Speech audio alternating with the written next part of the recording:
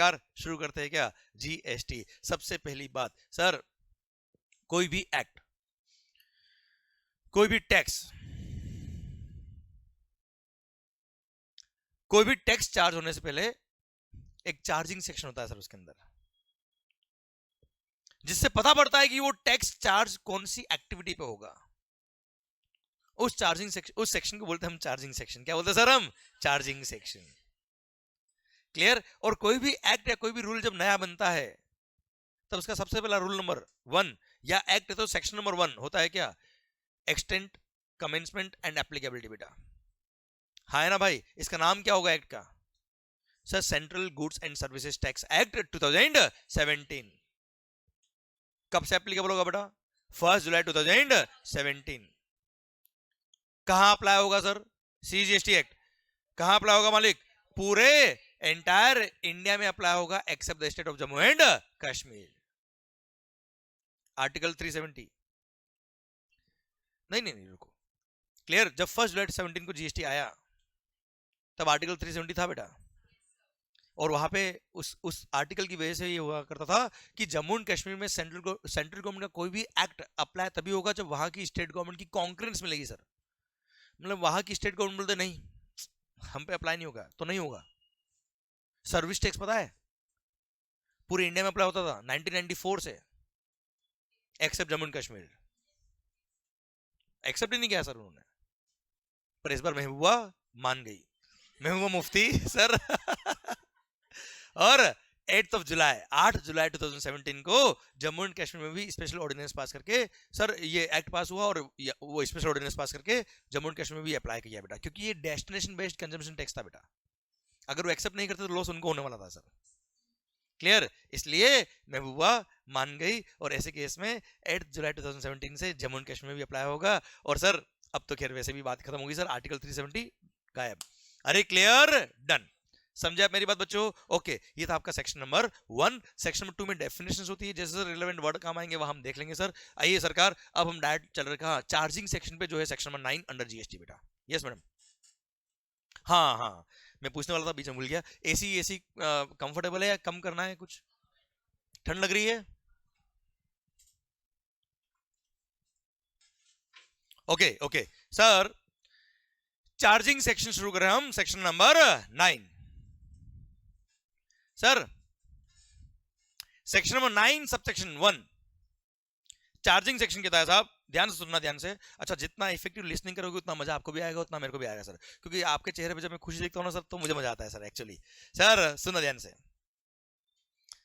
पहले एक्चुअली ये बैच में उदयपुर ही रिकॉर्ड करने वाला था स्टूडियो में अपने, फिर मैंने सोचा यार एक काम करते हैं फेस टू फेस ही चलते हैं वहाँ मुंबई। क्लियर। क्योंकि यहाँ का जो फील है ना सर, साथ आमने सामने पढ़ने का वो अलग ही है, और उसी का रिकॉर्डिंग जब होता है तो उसका मजा अलग आता है। सर सुनो ध्यान से, section number 9 sub section 1, section number CGST shall be levied on intra-state supply of goods or services or both, except alcohol liquor for human consumption. अच्छा, alcohol liquor मत बोलना, alcohol liquor for human consumption. alcohol liquor का industrial use भी बेटा, medicines, chemicals, और हाँ ना दवाई वगैरह में काम आता है ना बेटा, बहुत सालों के लिए दारू दवा है बेटा। क्लियर है sir. So alcohol liquor for human consumption बोलने का बच्चों। सो CGST will be levied on intrastate supply of goods or service or both, except alcohol liquor for human consumption, at the rate which will be notified by the government on the recommendation of the GST. देखो GST council rate बताएगा, जो rate वो बताएगा वो CGST लगाएगा, और जो उन्होंने बताया वही हर स्टेट गवर्नमेंट भी लगाएगा सर। हाँ है ना मालिक, ठीक sir. So CGST will be levied on intrastate supply of goods or service or both, except alcohol liquor for human consumption, at the rate notified by the government on the recommendation of the GST council. और किस value पे लगेगा? Value will be defined by section number 15, and maximum rate of GST, maximum rate of CGST can be 20%. Maximum rate of CGST can be, so total GST can be 40%, and it shall be payable by a taxable person. It shall be payable by a, अब सुनो ध्यान से, again this word, it shall be payable by a taxable person. बहुत भारी बात है sir ये, सो CGST will be collected and payable by a taxable person. अब समझना, एक मिनट धीरे धीरे आता हूं बेटा, मैं वापस शुरू से चलते फिर इस बात को लेके आऊंगा। ये लास्ट वर्ड था सर, सेक्शन 9(1) खत्म हो गया सर। अच्छा, सेक्शन 9 सबसेक्शन 1 में स्टार्टिंग में लिखा था subject to provisions contained in subsection 2, और सबसेक्शन 2 में लिखा है क्या, वो 5 गुड्स पेट्रोल वाली बेटा, petroleum crude, high speed diesel, high speed diesel मतलब डीजल बेटा, मोटर स्पिरिट मतलब petrol, aviation turbine fuel ATF and natural gas, इन गुड्स पर जीएसटी लगेगा but from a date to be notified by the government on the recommendation of the GST council, जो अब तक notify नहीं हुआ है, इसलिए इन 5 गुड्स पे अभी भी जीएसटी नहीं लगता। 5 और एक कौन सी, दारू, मतलब घूम लो और झूम लो, दोनों पे जीएसटी नहीं है। क्लियर, समझे मेरी बात? पर ये मत समझना कि इन पे कुछ भी नहीं लगता बेटा। सर घूम लो और झूम लो, इन दोनों पे जो पुराने टैक्सेस है, एग्जिस्टिंग लॉज, वही अभी भी लगते हैं बेटा, और हैवी टैक्सेस है बेटा। क्लियर, समझे मेरी बात? पर जीएसटी नहीं लगता है, समझ में आया बेटा? अभी अब वापस मैं सबसेक्शन 1 पे आ रहा हूं बेटा अपने। CGST will be levied on intrastate supply. Same section IGST act में सेक्शन नंबर 5 सबसेक्शन 1 दे रखा है बेटा, वहां लिखा है IGST will be levied on interstate supply. Intra है तो C और S, क्योंकि SGST में भी सेम सेक्शन बेटा, इंटर है तो I, maximum rate will be 40% बेटा, बाकी सेम। एक मिनट, मतलब इंट्रा हो या इंटर हो, जीएसटी कब लगेगा बेटा? सप्लाई। इंटर हो या इंट्रा हो, CGST और SGST हो या IGST हो, अरे भाई जीएसटी लगेगा कब? सप्लाई पर। So the taxable event, the event जिसके होने पे टैक्स लगेगा is supply under GST. Supply का डेफिनेशन दे रखा है सेक्शन नंबर 7 में, जो हम पढ़ेंगे इस चार्जिंग सेक्शन में पढ़ने के बाद बेटा। क्लियर, समझे? अच्छा, ये लिखा है क्या है चार्जिंग सेक्शन में? चार्जिंग सेक्शन में लिखा है क्या, ये होने पे टैक्स लगेगा, सप्लाई होने पे टैक्स लगेगा, इसलिए तो सेक्शन को बोलते हैं चार्जिंग सेक्शन बेटा। इसने बताया कि ये टैक्स चार्ज कब होगा। क्लियर, इसने बताया कि टैक्स चार्ज होगा कब? सप्लाई पर। Okay, so CGST will be levied on intrastate supply of goods or services or both except alcohol liquor for human consumption at the rate notified by the government on the recommendation of the GST Council, but not more than 20% of the value of such goods or services or both, and it shall be collected and payable by a taxable. It shall be collected and payable by a taxable. अब इसका meaning क्या होता है मालिक? समझना ध्यान से। Taxable person को डिफाइन किया हुआ है, और टैक्सेबल पर्सन को डिफाइन करके बोला है क्या? Taxable person means a person, ध्यान से, who is registered under GST और is liable to be registered under GST. जो जीएसटी में रजिस्टर्ड है वो तो टैक्सेबल पर्सन नहीं है, और जो रजिस्टर्ड नहीं है पर लायबल फॉर रजिस्ट्रेशन है वो भी टैक्सेबल पर्सन है बेटा। फॉर एग्जांपल, मान लो सर, क्या नाम, हुजैफा सर, जीएसटी में रजिस्ट्रेशन के लिए लायबल है पर रजिस्ट्रेशन कराया नहीं होशियारी ने, but still he is a taxable person. मतलब आप जो सप्लाई कर रहे हो, since you are liable, you are a taxable person, आप पे चार्जिंग सेक्शन अट्रैक्ट हो रहा है। मतलब आपने रजिस्ट्रेशन नहीं करा तो ये मत समझना हम आपसे टैक्स नहीं लेंगे, लेंगे विद बैंड बाजा बारात। बैंड मतलब टैक्स, बाजा मतलब इंटरेस्ट, एंड बारात मतलब पेनल्टी, है ना भाई? Sir, so you are a taxable person. Second thing, अब समझना, I am liable for registration और मैंने रजिस्ट्रेशन करा रखा है, तो मैं टैक्सेबल पर्सन हुई हूं बेटा। पर मान लो आप, क्या नाम बेटा? Shefali, sir you are not liable for registration, पर इन्होंने वॉलंटरी रजिस्ट्रेशन लिया बेटा, इन्होंने वॉलंटरी रजिस्ट्रेशन ले लिया बेटा। अच्छा, पर रजिस्ट्रेशन तो ले लिया ना बेटा। Taxable person means a person who is registered under GST. So even if you are not liable for registration, but since you have taken the voluntary registration under GST, तो you are a taxable person, और आप पे भी charging section attract हो गया और आपको भी जीएसटी पे करना पड़ेगा, भले ही आपका टर्नओवर थ्रेशोल्ड लिमिट क्रॉस नहीं की है।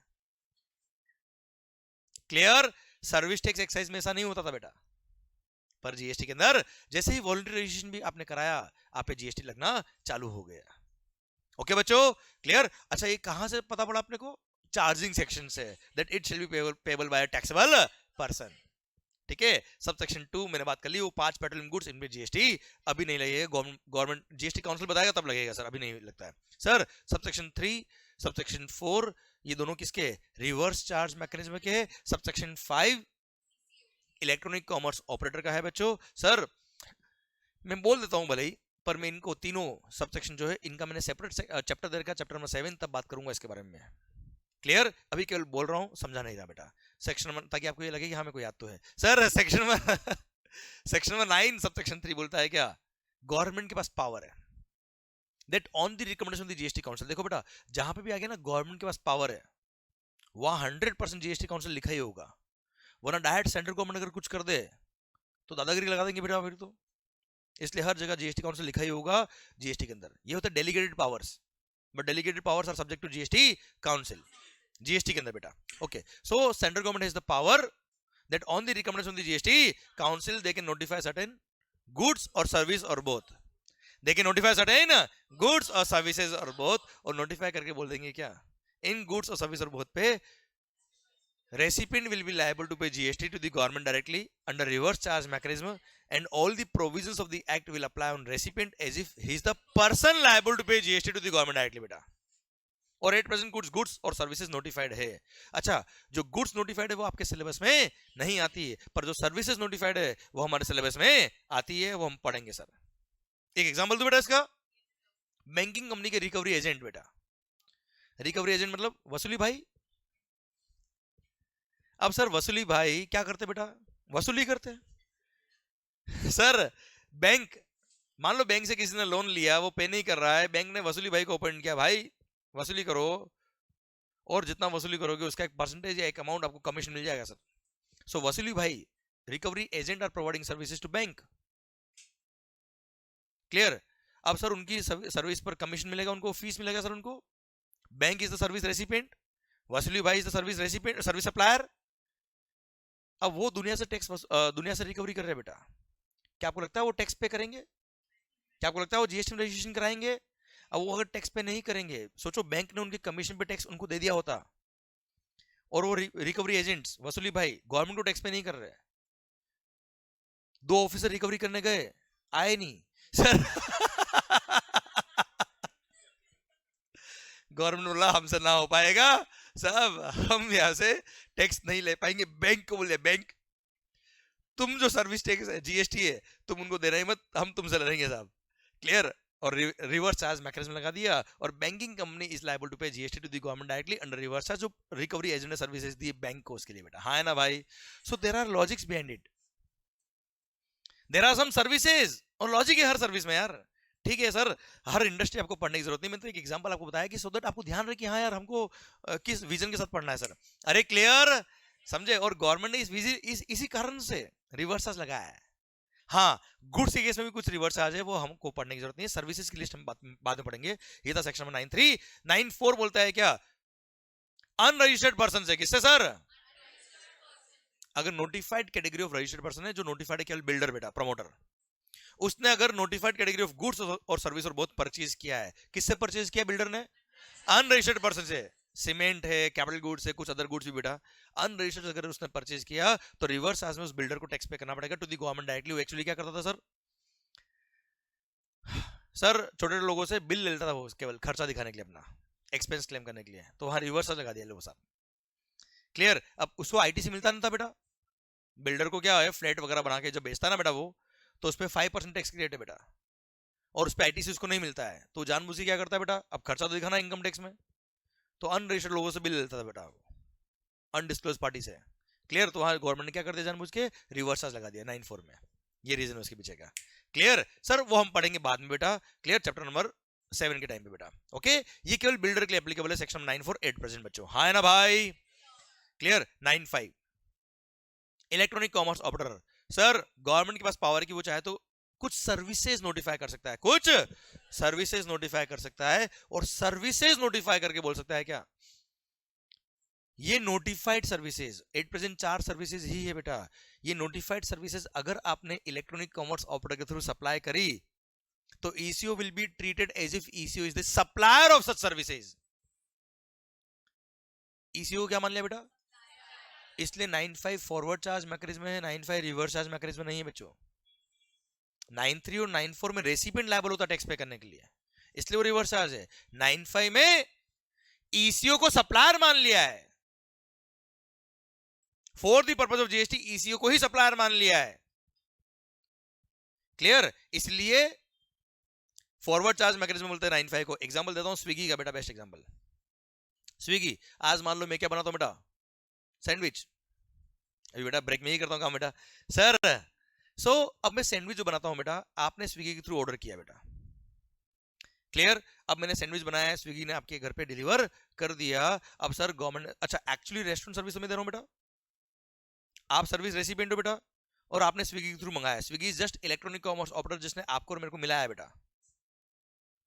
क्लियर। तो सर गवर्नमेंट ने बोल दिया क्या, देख रेसिपिएंट्स तुम तो एंड कंज्यूमर बच्चो, तुमसे टैक्स गवर्नमेंट ले नहीं पाएगी, मैं गवर्नमेंट को टैक्स दूंगा नहीं बेटा, क्लियर। सर अब सैंडविच वाला कहाँ टैक्स देगा यार, इसलिए गवर्नमेंट ने बोल दिया ईसीओ, तू तो समझदार है ना यार, you will be treated as if you are the supplier of such services,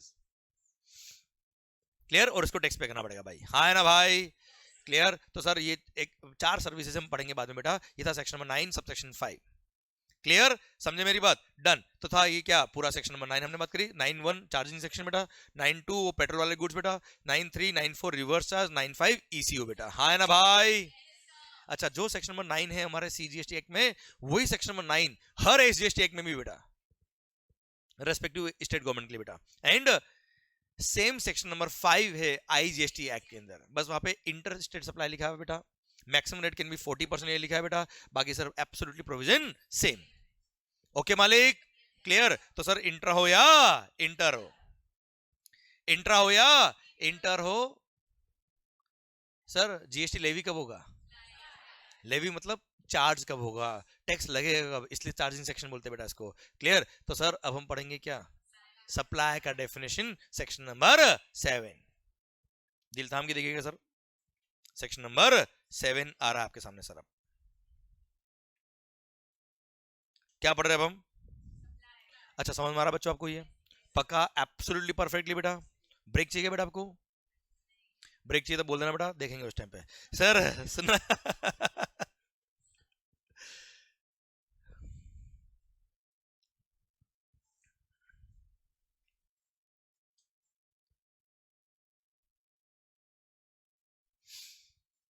supply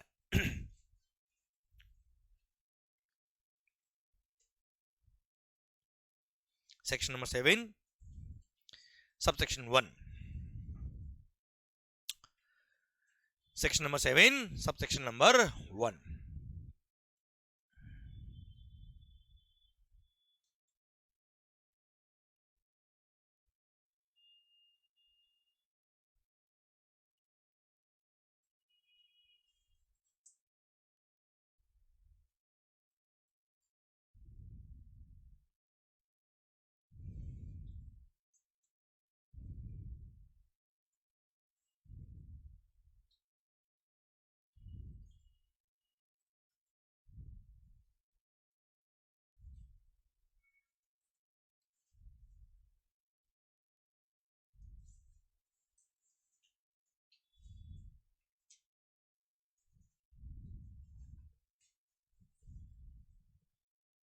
okay sir, supply section number 7,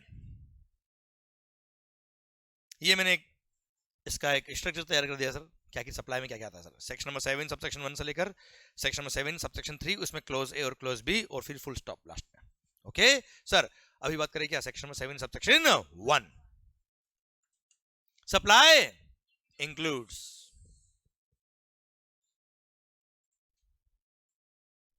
supply includes clause A, double A, B और सी, और डी लिख के मैंने काटा है क्योंकि सर ओमिट हो गया था और वो बन के सबसेक्शन 1 ए बन गया था बेटा, ठीक है, बात करेंगे बाद में सर। अभी clause number A B C, A double A B और सी, ओके। अच्छा चलो sir, supply includes clause A B C, double A B बीच में, अब डबल ए नहीं बोल रहा बेटा मैं, supply includes A B C मतलब supply means A B C लिखा है क्या बेटा, अगर supply means A B C लिखा होता मतलब तुम ही हो, my life means you, my life includes you, चपाक, मेरी लाइफ में तुम भी हो सर यहाँ क्या लिखा है, supply includes, this is inclusive definition, मतलब this is not exhaustive definition, मतलब तुम भी हो।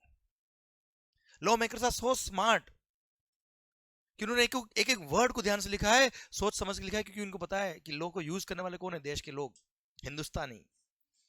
क्लियर? अगर कोई लकुना छोड़ दिया तो हमको वो छोड़ेंगे नहीं सर, क्योंकि even Supreme Court cannot go beyond the law. Clear? इसलिए इन्होंने क्या लिखा है, वैसे बात करें तो clause number A, double A, B और सी में सब कुछ आ गया है बेटा, कुछ छोड़ा ही नहीं सर इन्होंने। पर फिर भी अगर गलती से कुछ रह गया तो सप्लाई इंक्लूड्स, इसका स्कोप लिमिटेड नहीं किया। Clear? Supply includes clause A, double A, B, C. Okay, supply includes clause number A, बहुत काम का सेक्शन है सर। 90% केस, 90, 90, 95, 98% केस इसमें आ जाएंगे सर क्लोज नंबर ए में। बाकी कुछ बचे हुए clause number double A, B और सी बस। क्लियर? आप जो रोज ट्रांजेक्शन देखते हो ना सर, वो सब क्लोज नंबर ए में sir. Supply includes clause number A all forms of supply, all forms of supply such as sale, exchange, barter, transfer, lease, license, rental or disposal। very good बेटा, क्योंकि पता है केवल गुड्स के taxes मर्ज नहीं हो बेटा, सर्विसेज भी मर्ज हुई है। Supply includes all forms of supply, ये भी सच एज, ये भी सच एज है, केवल एग्जांपल्स है। Such as sale, exchange, barter, transfer, lease, license, rental or disposal of goods or service or both when such supplies are made or agreed to be made by a person for a consideration in the course or furtherance of his business। बहुत बढ़िया, बहुत बढ़िया sir. Cell, ये market मैंने आपको cell किया बेटा, 4 rupees 10,000, this is sale. Exchange होता ना, आप जब नया मोबाइल फोन लेने गए तो उसने बोला 50,000 का नया फोन है, पर अगर आप कोई भी कंपनी का स्मार्टफोन हमको अगर देते हो एक्सचेंज में, तो आपका जो प्राइस है वो 45,000 हो जाएगा बेटा, होता है ना sir, exchange. Barter, pure exchange is called barter. मैंने आपको इंडा टैक्स पढ़ाया, बदले में आपने मुझे डायरेक्ट टैक्स पढ़ा दिया बेटा, दोनों बर्बाद सर। Sir this is called barter. Sale, exchange, barter, transfer, मैंने अपने बिजनेस के एसेट्स आपको ट्रांसफर कर दिए। Clear sir? Sale, exchange, barter, transfer, lease, operating lease, finance lease, licence, licence to occupy the land, या फिर मैंने आपको सॉफ्टवेयर यूज करने का लाइसेंस दिया बच्चे। रेंटल, ये बिल्डिंग रेंट पे ली, मशीन रेंट पे दी, गुड्स रेंट पे दिया, हाँ है ना भाई। और डिस्पोजल, बिजनेस के सारे एसेट डिस्पोज ऑफ कर दिए। Clear sir? समझे मेरी बात? ओके। Of what? गुड्स और सर्विस और बोथ, भले गुड्स बेचो सर्विसेज बेचो बेटा, या दोनों, और बोथ लिखा है, इनका कॉम्बिनेशन बेचो बेटा आप।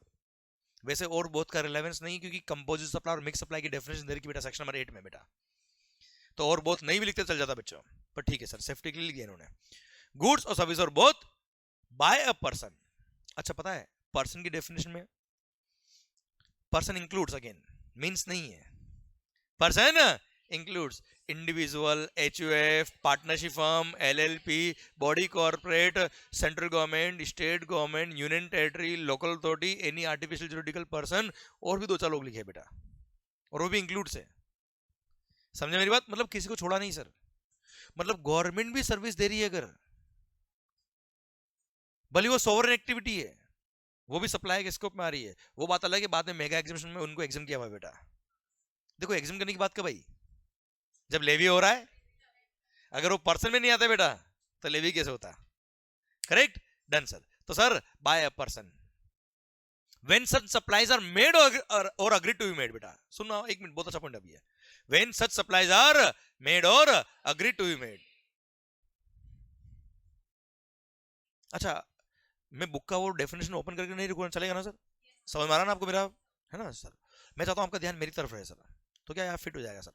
अब वो पढ़ते रहेंगे ना सर, तो वो दिल तक बात नहीं पहुंचेगी sir. Sir when such supplies are made or agreed to be made, supply कर दिया या सप्लाई करने के लिए एग्री कर दिया तो भी सप्लाई हो गया, सप्लाई इंक्लूड्स। अच्छा, मैंने आपको मार्केट बेच दिया तो सप्लाई है ही है बेटा। मैंने मार्केट बेचने के लिए आपको एग्री किया वो भी सप्लाई हो गया, मतलब एडवांस पेमेंट ले लिया मैंने आपसे बेटा। आपने इस बैच के लिए रजिस्ट्रेशन पहले ही कर दिया था sir, I agree to supply the services, लग गए जीएसटी है ना सर ध्यान देना बच्चों, 2 मिनट, अभी मेरे को 2 मिनट लगेंगे सर यहाँ पे समझाना है, गलती करते बच्चे कुछ एग्जाम में, इसलिए व्हेन सच, अच्छा मुझे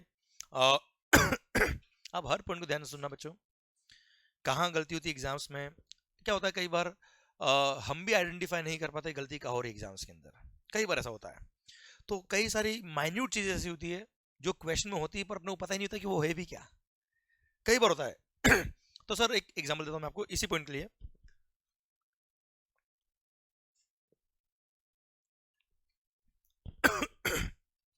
When such supplies are made or agreed to be made sir goods हो या सर्विसेज हो, क्या बोला सर,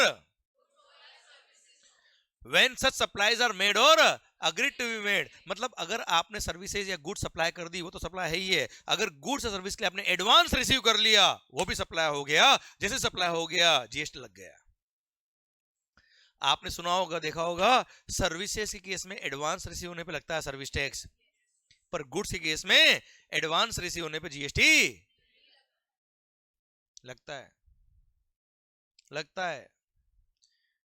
पर टाइम ऑफ सप्लाई का सेक्शन नंबर 12 और 13 यही से लिंक हुए बच्चा, टाइम ऑफ सप्लाई का section number 12 is for goods, 13 is for services. उसका सबसेक्शन 2 जो मेन सबसेक्शन है बेटा, उसको यूज करते हुए एक नोटिफिकेशन इशू किया जब जीएसटी नया आया था तब बेटा, और नोटिफिकेशन इशू करके बोला क्या कि गुड्स के केस में, ध्यान से सुनना बच्चों, ध्यान से सुनना, पता है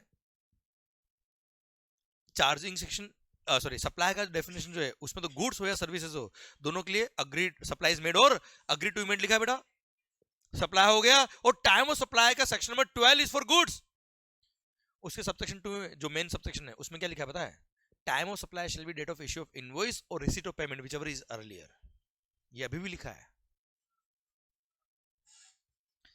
time of supply shall be date of issue of invoice और रिसीट ऑफ पेमेंट, ये गुड्स में भी लिखा है, पर एक नोटिफिकेशन इश्यू करके बोल दिया क्या, और date of receipt of payment, मतलब एडवांस जब रिसीव होता है ना बेटा विच इज अर्लियर, गुड्स के केस में एडवांस अगर आपको रिसीव होता है तो उस पर टैक्स पे करने की जरूरत, टैक्स पे करने की जरूरत नहीं बच्चा, लग तो गया है,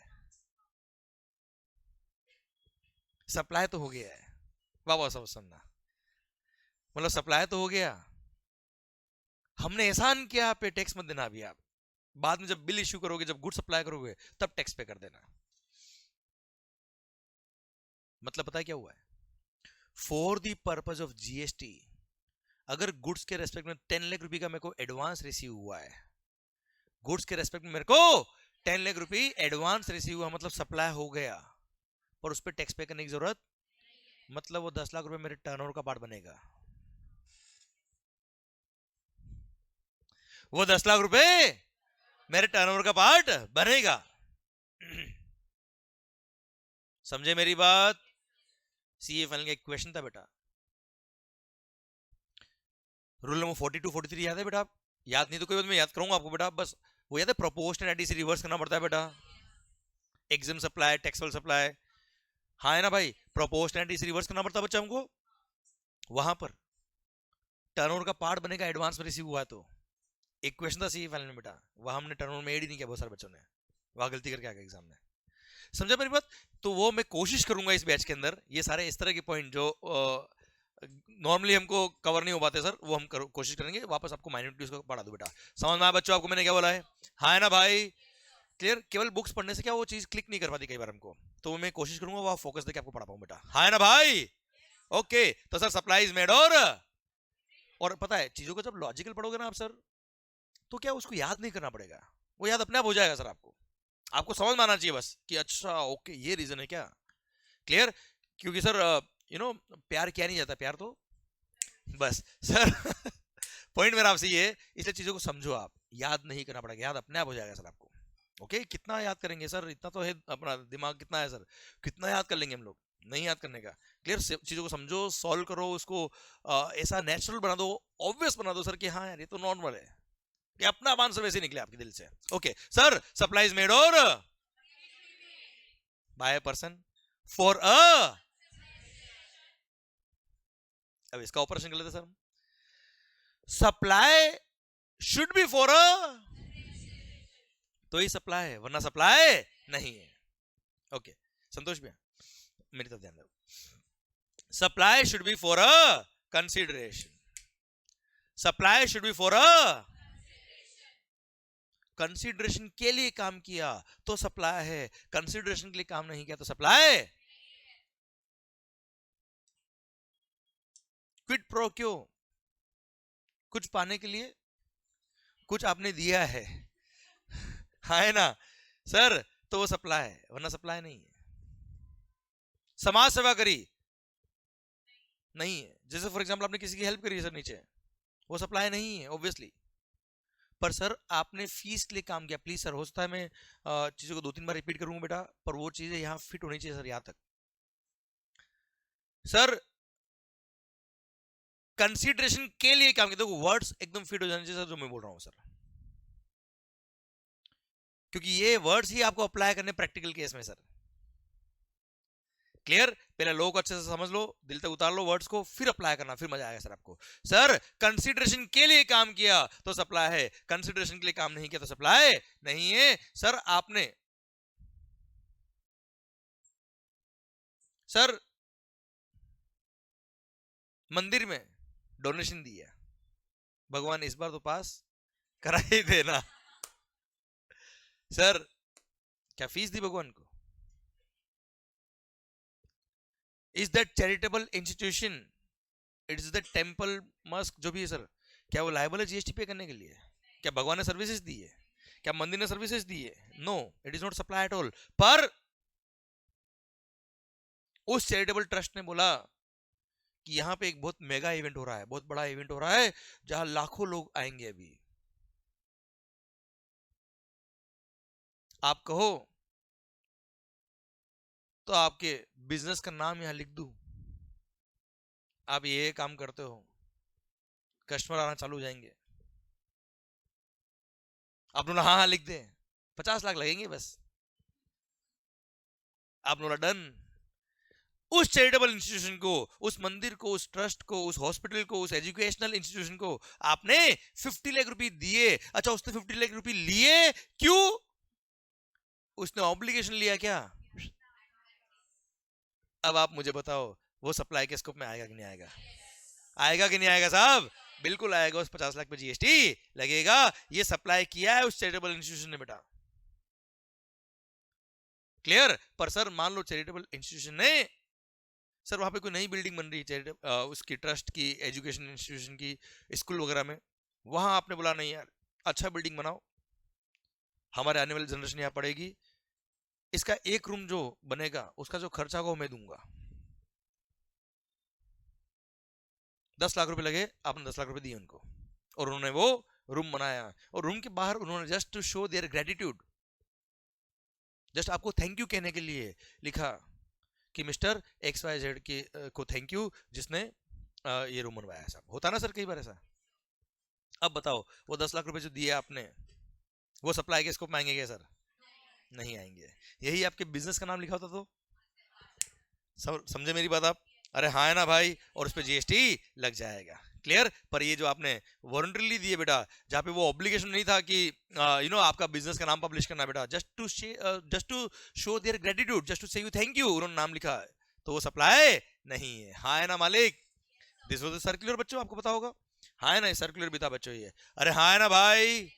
ओके सर, सर तो आप तो कोई भी क्वेश्चन का आंसर देना है ना बेटा, अपने दिल से पूछो, क्या आपने फीस के लिए काम किया है, अगर यस तो सप्लाई है, नहीं सप्लाई नहीं है।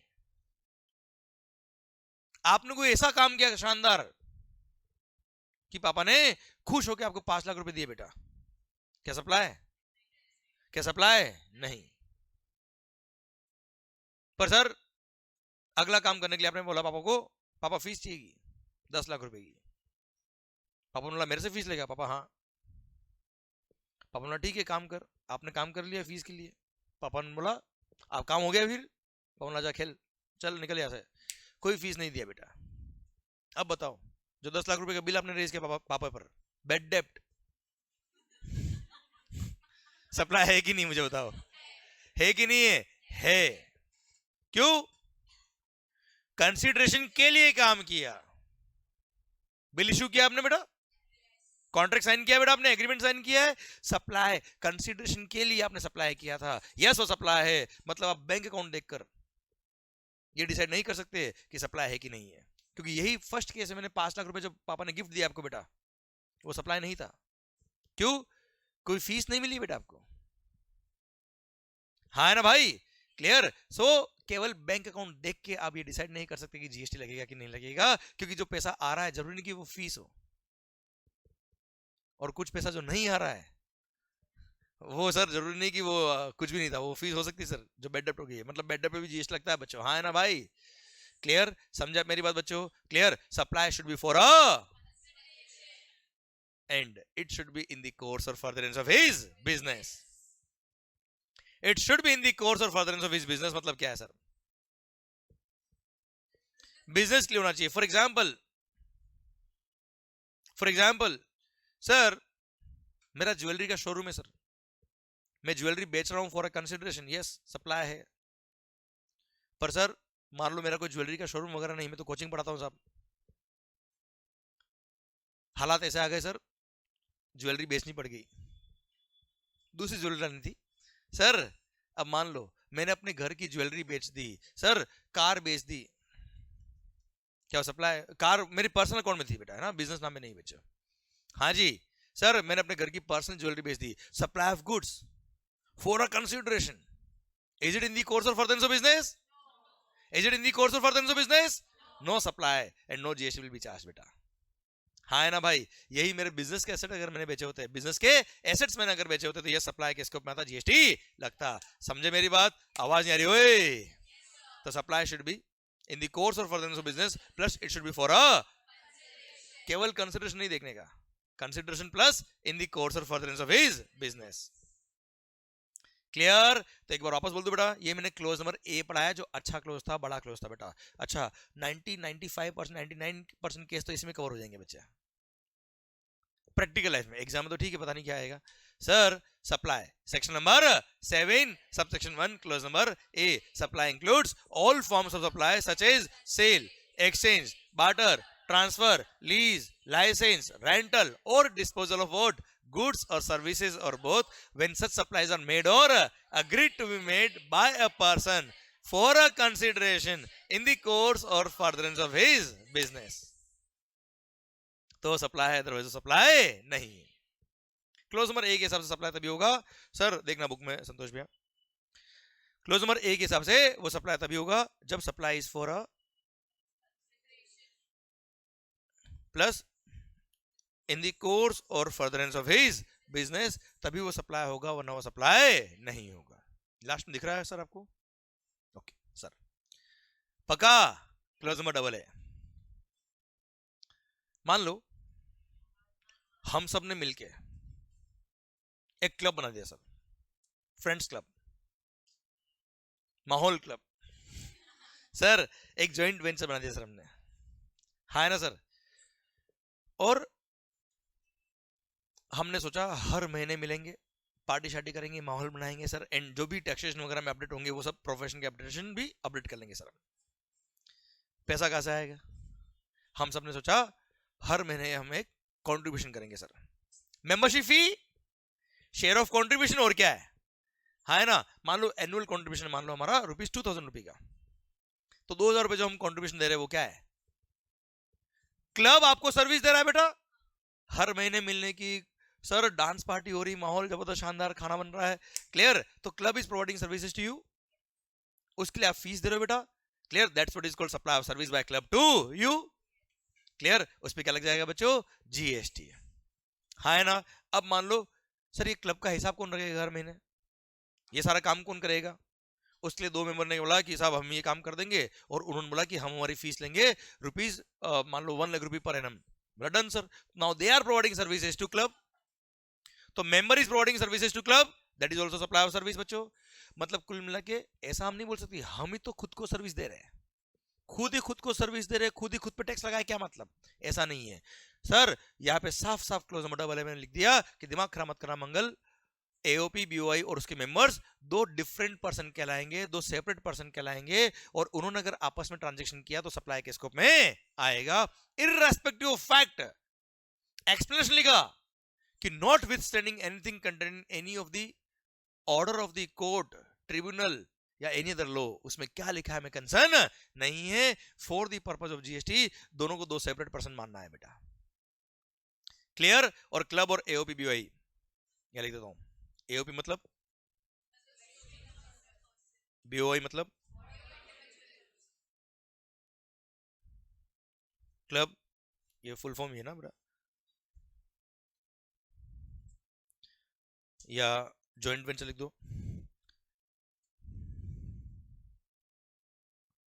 And its members are 2 separate person, आपस में ट्रांजेक्शन किया वो सप्लाई के स्कोप में आएगा। अच्छा, एक और सर्कुलर आता है इसके बारे में।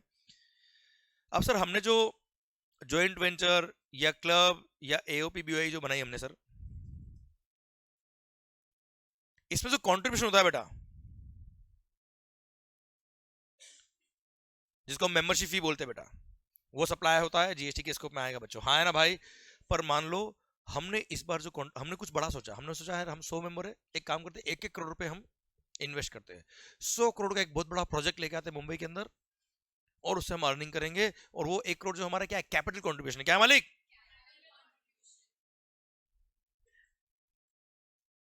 और एक होता है रेवेन्यू नेचर का कॉन्ट्रीब्यूशन बेटा। क्लियर? सर कॉन्ट्रीब्यूशन जो बोलते हैं उसको बोलते हैं कैश कॉल, क्या बोलते हैं sir? If that cash call is capital contribution in nature, तो ऐसे केस में that is a pure transaction in money, और प्योर ट्रांजेक्शन मनी जो था वो एक तरह से इन्वेस्टमेंट हुआ ना सर आपका, that is not membership fee यार, और उस पर कोई जीएसटी नहीं लगेगा। क्लियर? और रेवेन्यू नेचर जो होता है वो सप्लाई के स्कोप में आएगा, और सप्लाई के स्कोप में आएगा तो जीएसटी लगेगा। अरे क्लियर बच्चों? हाँ है ना भाई? डन। अच्छा, मेंबर ने क्लब को सर्विस दी तो भी जीएसटी लगेगा, क्लब ने मेंबर को सर्विस दी तो भी जीएसटी लगेगा, एक मेंबर ने दूसरे मेंबर को सर्विस दी है बेटा तो भी जीएसटी लगेगा बच्चों। मतलब सब अलग अलग पर्सन है यार अपने आप में। क्लियर? ठीक सर। सरकार ये था क्लोज नंबर डबल ए, फिर क्लोज नंबर बी। अच्छा सुनना, अब ये क्लोज नंबर डबल ए जो है ना बेटा, ये तो बीच में ऐसे इंसर्ट किया, झगड़े हो रहे थे उन झगड़े को खत्म करने के लिए बेटा, otherwise main clause number A B C है ना बेटा, तो डबल ए पढ़ लिया हमने, अब इसको बीच में लेके मत आना। तो क्लोज नंबर ए क्या था बेटा? Supply should be for a consideration plus it should be in the course or furtherance of. Clause number B बोलता कोई बात नहीं, इन दी कोर्स और फर्दरेंस ऑफ बिजनेस नहीं भी है, पर अगर आपने सर्विसेज क्या करी बेटा, इंपोर्ट फॉर अ,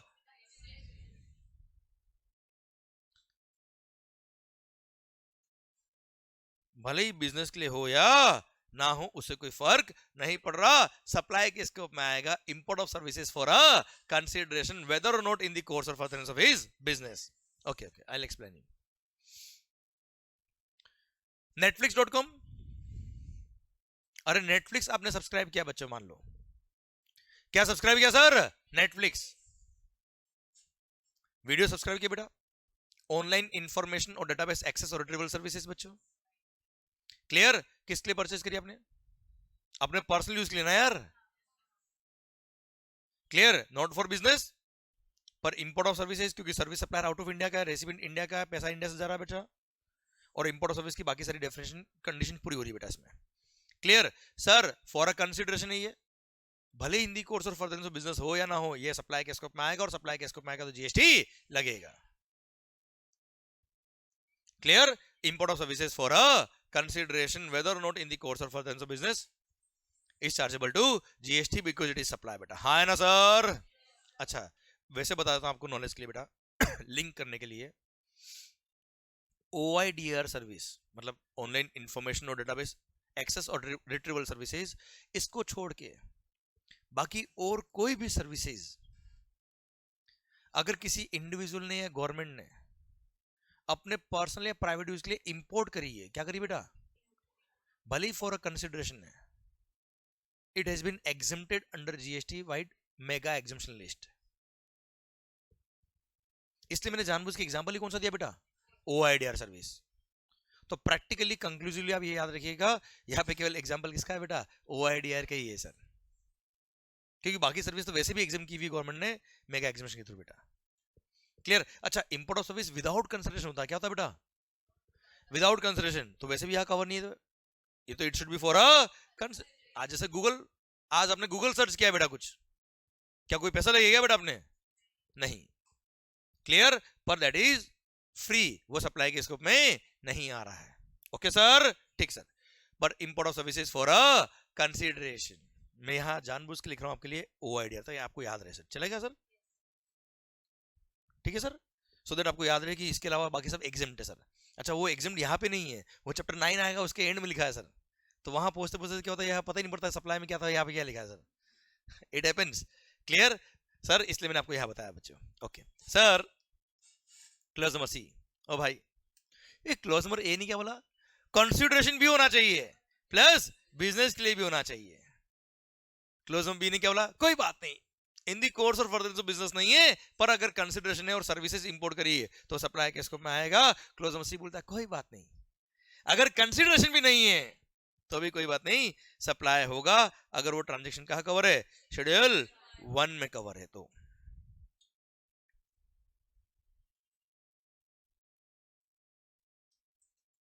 ओके कोई डाउट बेटा, ओके सर, शेड्यूल 1 में कवर है, पर अगर कंसिडरेशन नहीं भी है तो भी सप्लाई होगा, और at present there are 4 paras which are covered under schedule number 1, 4 transactions वहां लिखे बेटा जहां पे वो सप्लाई के स्कोप में आएगा, even though those transactions are without consideration.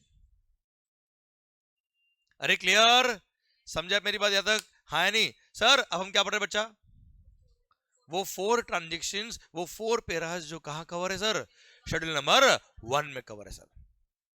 मैं बुक यहां आपके सामने खोल रहा हूं बेटा सर, अपनी समरी बुक, बट आपको मतलब केवल रेफरेंस लिए सर, मेरे को तो जरूरत नहीं सर, आप भी चाहे तो ना देखिए, आप मेरी तरफ देखिएगा सर, ठीक है, आपको लगे कि आपको देखना बुक के अंदर आप देख सकते हो, अदरवाइज मैं केवल आपकी कन्वीनियंस के लिए खोल रहा हूं बस। अच्छा, जैसे टैक्सेबल इवेंट का पॉइंट चल रहा है सर अभी अपना, सप्लाई वाला, सप्लाई की डेफिनेशन क्लोज नंबर ए पढ़ लिया, डबल ए पढ़ लिया, एक्सप्लेनेशन पढ़ लिया, ये हो गया, ये भी हम पढ़ रहे हैं बच्चा। अरे क्लियर सर, अब सुनना, अब जैसे बीच में ये गुड्स की डेफिनेशन और सर्विस की डेफिनेशन नहीं बचा, this is the definition of goods and service, पर वो मैं अभी नहीं पढ़ाया बेटा, वो आप मतलब मेरे को पता है, मेरे को क्या पढ़ाना है, क्या पढ़ाना है सर, ठीक है, तो इसलिए आप ध्यान मेरी तरफ रखिएगा बच्चों।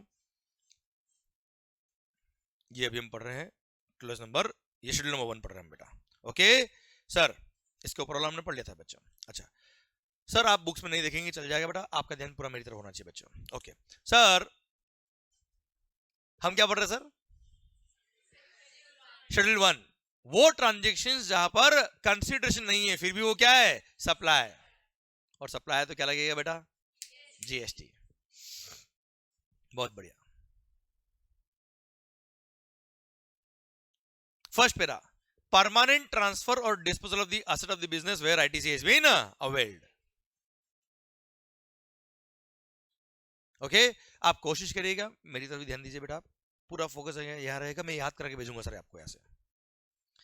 सर, परमानेंट ट्रांसफर और disposal of the assets of the business where ITC has been availed, मतलब अगर मैंने अपने बिजनेस के लिए कोई एसेट परचेज किया, परचेज करने में मैंने आईटीसी लिया और फिर उसको मैंने क्या कर दिया, किसी को डोनेट कर दिया, भले विदाउट कंसिडरेशन था, फिर भी वो सप्लाई के स्कोप में आएगा, क्योंकि गवर्नमेंट का कहना क्या है, आपने परचेज में क्रेडिट तो ले लिया होशियारी, और बाद में वो मशीन किसी को डोनेट कर दी, तो सर क्रेडिट आप ले रहे हो और सर मशीन कोई और यूज कर रहा है, किस बात का सप्लाई, किस बात का आपको क्रेडिट दे दें बेटा, इसलिए वो सप्लाई के स्कोप में डाल दिया, एक तरह से आईटीसी रिवर्स हो जाएगी सर इसकी। क्लियर, पर अगर परचेज पे आईटीसी नहीं लिया होता और डिस्पोज ऑफ किया होता विदाउट कंसिडरेशन, तो वो सप्लाई के स्कोप में, देख मेरी बात सुन, मान लो मैंने कोई गुड्स परचेज किया और परचेज में मैंने जो टैक्स पे किया उसका क्रेडिट नहीं लिया था बेटा, बिजनेस का सेट था बेटा, और फिर मैंने आपको बेचा है वो, बेचा है मतलब फॉर अ, तो वैसे भी क्लोज ए में आ गया ना यार। और क्लोज ए क्या बोलता है, supply includes all forms of supply, sale of goods for a consideration by a person in the course और फर्दरेंस ऑफ बिजनेस। वो सप्लाई में वैसे भी आ गया बेटा, क्लोज नंबर सी देख ही क्यों रहे हो आप सर। क्लियर? तो आपने परचेज पे आईटीसी लिया कि नहीं लिया, ये रिलेवेंस कब है सर, शेड्यूल 1 में आ रहा तो ये आएगा। और शेड्यूल 1 में हम तब आ रहे हैं जब कंसिडरेशन नहीं है, वरना क्लोज ए में खत्म हो गया सर काम। ओके मालिक? क्लियर? जहां कंसिडरेशन नहीं वही हमारे शेड्यूल 1 में सर। ओके अच्छा, ये क्या होता है बेटा, हम कई बार पढ़ते पढ़ते क्या भूल जाते हैं हम पढ़ क्या रहे हैं, और उसमें इतना खो जाते हैं कि जब क्वेश्चन आता है ना बेटा तो हम डायरेक्ट यही पूछते क्लोज नंबर सी पे, हम भूल जाते क्लोज नंबर ए भी तो है। क्लियर? ऐसा इसलिए देखो, ये चीजें कनेक्ट करना बहुत जरूरी इसलिए क्योंकि एग्जामिनेशन के अंदर क्या होता है, आप कोई टॉपिक नहीं पढ़ रहे होते हैं, वो क्वेश्चन कहीं से भी आ सकता है, तो आपका माइंड एनालिटिकल ऐसा होना चाहिए जहां पे हम एनालाइज कर पाए कि यहाँ पे कौन सा क्लोज लगाना आपने को। ठीक है, चलो एक बार क्लोज तो मैं आपको चलो बता देता हूँ, बात निकली तो कभी भी लाइफ में आपके सामने कोई क्वेश्चन आ जाए कि सप्लाई है कि नहीं है, सबसे पहले जाना कहाँ पे, क्लोज ए में। पहला स्टेप वो होना चाहिए सर, वहां नहीं है तो क्लोज बी या डबल ए तो ठीक है सर, क्लोज बी देख लीजिए, वहां नहीं है तो क्लोज सी में आना है यार, और वहां पे भी नहीं है ना तो कुछ ना हो पाएगा। सप्लाई नहीं है, जब सप्लाई नहीं है there is no point of any GST at all. ठीक है सर, चलिए सर, सरकार परमानेंट ट्रांसफर और disposal of the asset of the business where ITC has been availed. Clear? वो सप्लाई के स्कोप में आ जाएगा, भले आपने परमानेंटली डिस्पोज ऑफ कर दिया विदाउट कंसिडरेशन, फिर भी वो सप्लाई होगा और जीएसटी लगेगा सर। अच्छा, किस वैल्यू पे जीएसटी लगेगा, पढ़ेंगे वैल्यूएशन रूल्स। वैसे ओपन मार्केट वैल्यू बेटा, हाँ है ना, फेयर वैल्यू जिसको हम बोलते हैं बच्चों। क्लियर? उस पर लगेगा जीएसटी सर, हाँ है ना मालिक? ठीक सर। सर क्लोज में भी बोलता है, सेकंड पैरा बोलता है क्या, सप्लाई ऑफ गुड्स और सर्विस और बोथ, सप्लाई ऑफ गुड्स और सर्विस और both by person by principal to his, sorry class number 2 पढ़ रहे हैं, पैरा नंबर 2 पढ़ रहे हैं, ठीक है सर। सप्लाई ऑफ गुड्स और सर्विस और both by person to his related person or a distinct person in the course or furtherance of his business. Supply of goods or services or both by a person to his related person or a distinct person in the course or furtherance of his business is supply, और supply किसको मैं कहता हूं, GST लग जाएगा। अच्छा, related person कौन कौन होता है बेटा, तो रिलेटेड पर्सन का डेफिनेशन यहां दे रखा है, वो देख लीजिए सर आप। रिलेटेड पर्सन कौन कौन होता है सर, सर वैसे रिलेटेड पर्सन की डेफिनेशन दे रखी है सेक्शन 15 के एक्सप्लेनेशन में सर, पर हाँ यहाँ का हमारा वर्ड इसलिए बता रहा हूं मैं आपको सर, नहीं चाहिए भाई तो word. Okay sir, person includes legal persons deemed to be related if such persons are officers or directors of one another's business, such persons are legally recognized partners in the business, such persons are employer and employee भी related है इस पर definition of the related person under GST बेटा। A third person controls, owns or holds at least 25% of the voting stock or shares of both, sir 25%, मतलब मान लो mister A है, ये है ए लिमिटेड, ये है बी लिमिटेड, ए के पास 25% शेयर इसके भी है, 25% शेयर इसके भी बेटा, तो एक तरह से दोनों क्या कहलाएगी बेटा, सिस्टर कंसर्न, क्योंकि 25% होल्डिंग अपने आप में बहुत बड़ा होल्डिंग होता है यार, वो डिसीजन मेकिंग को अफेक्ट कर सकता है, प्राइसिंग को अफेक्ट कर सकता है बच्चों, इसलिए ए और बी दोनों क्या कहलाएंगे, रिलेटेड कहलाएंगे इस केस में। Okay sir, one of them controls directly और इनडायरेक्टली अदर्स, कंट्रोल वर्ड को डिफाइन नहीं किया बेटा, कंट्रोल वर्ड मतलब सर एटलीस्ट 51% स्टॉक होल्डिंग है शेयर्स की, या फिर मैनेजमेंट कंट्रोल करता है, बोर्ड ऑफ डायरेक्टर को कंट्रोल करता है बच्चा। क्लियर? डिसीजंस को अफेक्ट करता है तो वो होएगा क्या, कंट्रोलिंग में बेटा। Okay then a third person controls directly और इनडायरेक्टली बोथ ऑफ देम, जैसे यहाँ पे 25% शेयर्स नहीं है पर ए लिमिटेड और बी लिमिटेड दोनों को चलाता है बेटा, कंट्रोल करता है, तो ऐसे केस में ए और बी दोनों क्या कहलाएंगे, रिलेटेड पर्सन कहलाएंगे। Then such person together control directly और इनडायरेक्टली थर्ड पर्सन, दोनों मिलकर एक जॉइंट वेंचर है दोनों का बेटा, जो थर्ड पर्सन को कंट्रोल करते दोनों बेटा, तो दोनों भी क्या कहलाएंगे, रिलेटेड पर्सन कहलाएंगे, क्योंकि उन दोनों का एक कॉमन इंटरेस्ट है।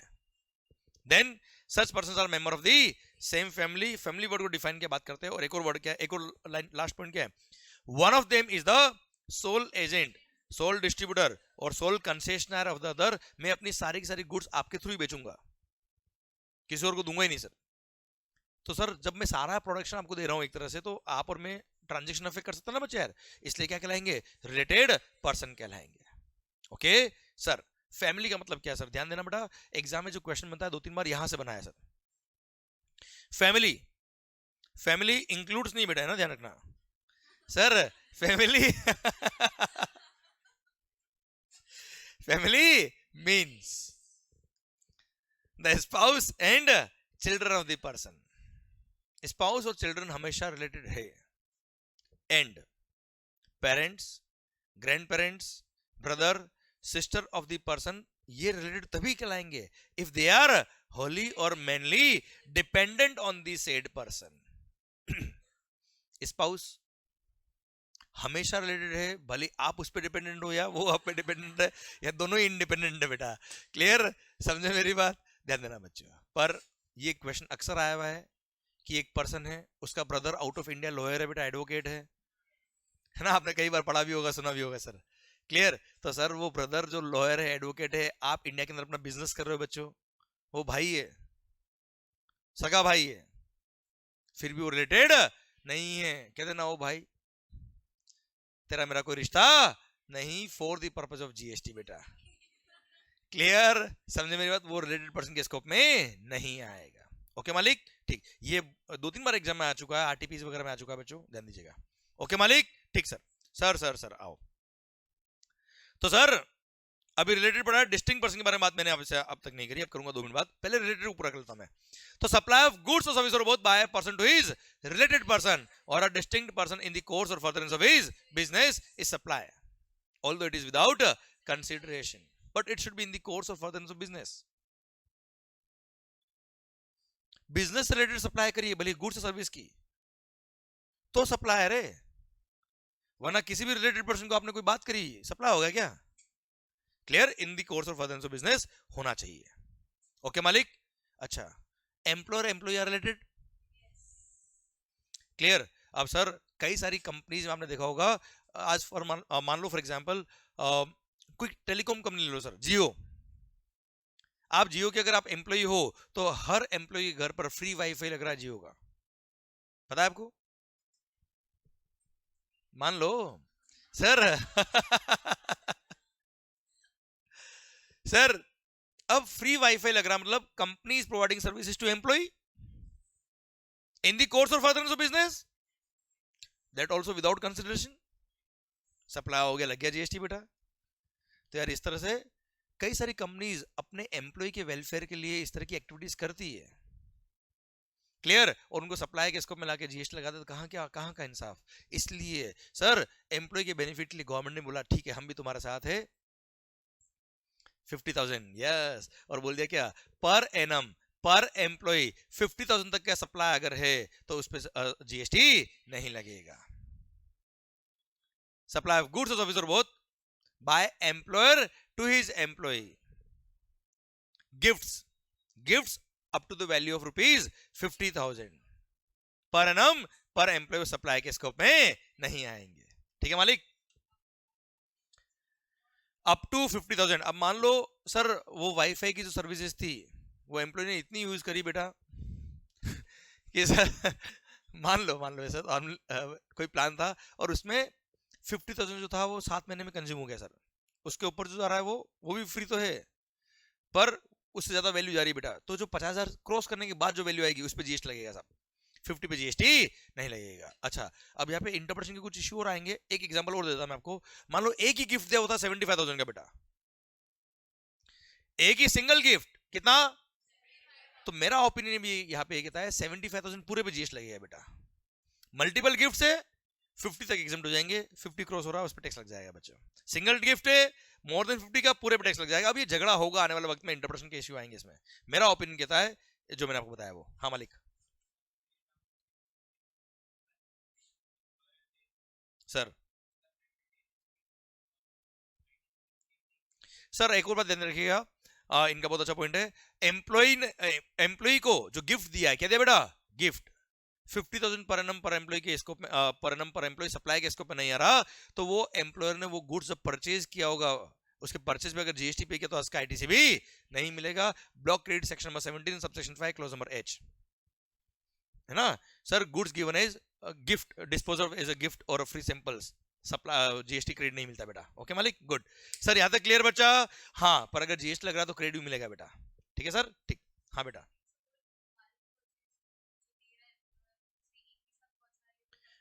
हाँ देखो अल्टीमेटली आपके आउटवर्ड सप्लाई पे टैक्स लग रहा है क्या? अगर आपके आउटवर्ड सप्लाई पे टैक्स नहीं लग रहा तो आपने बल्क में परचेज किया होगा। 100 एम्प्लॉई है, 100 एम्प्लॉई के लिए 100 मोबाइल खरीदे हमने, मान लो 100 मोबाइल पे हमने जीएसटी पे किया, कोई क्रेडिट नहीं मिलेगा क्योंकि 100 मोबाइल जब हम एम्प्लॉय को दे रहे हैं तो उस पर जीएसटी नहीं लग रहा। पर मान लो पर एनम पर एम्प्लॉय 50,000 से कम है तो बेटा अप टू 50 तो है ना बेटा, ठीक, क्रेडिट भी नहीं मिलेगा उसका। अच्छा एक बार एग्जाम में क्वेश्चन क्या है बेटा, 35 लाख रुपए के एम्प्लॉय 35 लाख रुपए के मोबाइल फोन एम्प्लॉयज को गिफ्ट किए बेटा, और लास्ट में एक लाइन लिख दी क्या, नंबर ऑफ एम्प्लॉयज आर 100, तो पर एनम पर एम्प्लॉय कितना हो गया बेटा 35,000, तो सप्लाई के स्कोप में नहीं आएगा। अब इसी को एक्सटेंड कर दे तो उसके परचेज पे अगर जब जीएसटी पे किया होगा उसका क्रेडिट भी नहीं मिलेगा। क्लियर, डन, समझे मेरी बात आप? माहौल सरकार आइए। सरकार ये तो था बात किसके बारे में, रिलेटेड पर्सन के बारे में बात की मैंने आपसे। अब डिस्टिंक्ट पर्सन, डिस्टिंक्ट पर्सन क्या होता है सर, सप्लाई ऑफ गुड्स और सर्विस और both by person to his related person or distinct person in the course or further business और सप्लाई के स्कोप में आएगा। अब सर डिस्टिंक्ट पर्सन का मतलब क्या होता है, सेम पेन नंबर पर मल्टीपल रजिस्ट्रेशन नंबर अगर आपके है तो वो सारे रजिस्ट्रेशन नंबर आपस में क्या कहलाएंगे, डिस्टिंक्ट पर्सन, क्योंकि ऑनर एक ही है बेटा इनका पेन नंबर सेम है बेटा। आपको पता है जीएसटी में registration number 15 digit alpha numeric number होता है बेटा। फर्स्ट 2 डिजिट होता है किसके लिए, स्टेट कोड, नेक्स्ट 10 पैन, फिर सर ब्रांच का नंबर होता है बेटा 1 2 3 4, नंबर ऑफ रजिस्ट्रेशन कितने बेटा आपके, देन सर 2 जो होते हैं वो आईटी चेक सम होते हैं बेटा। Clear sir.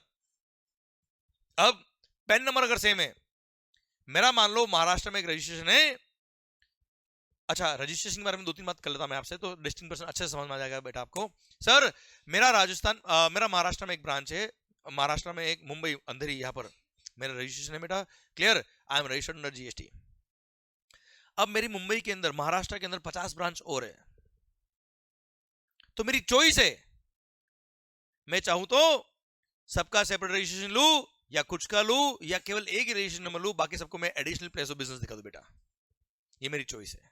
पर अगर मैंने सेपरेट रजिस्ट्रेशन नंबर ले लिया सेम स्टेट में है फिर भी, तो वो क्या कहलाएगा मेरे लिए, डिस्टिंक्ट पर्सन कहलाएगा, क्योंकि in the eyes of law they are two separate registration number बेटा।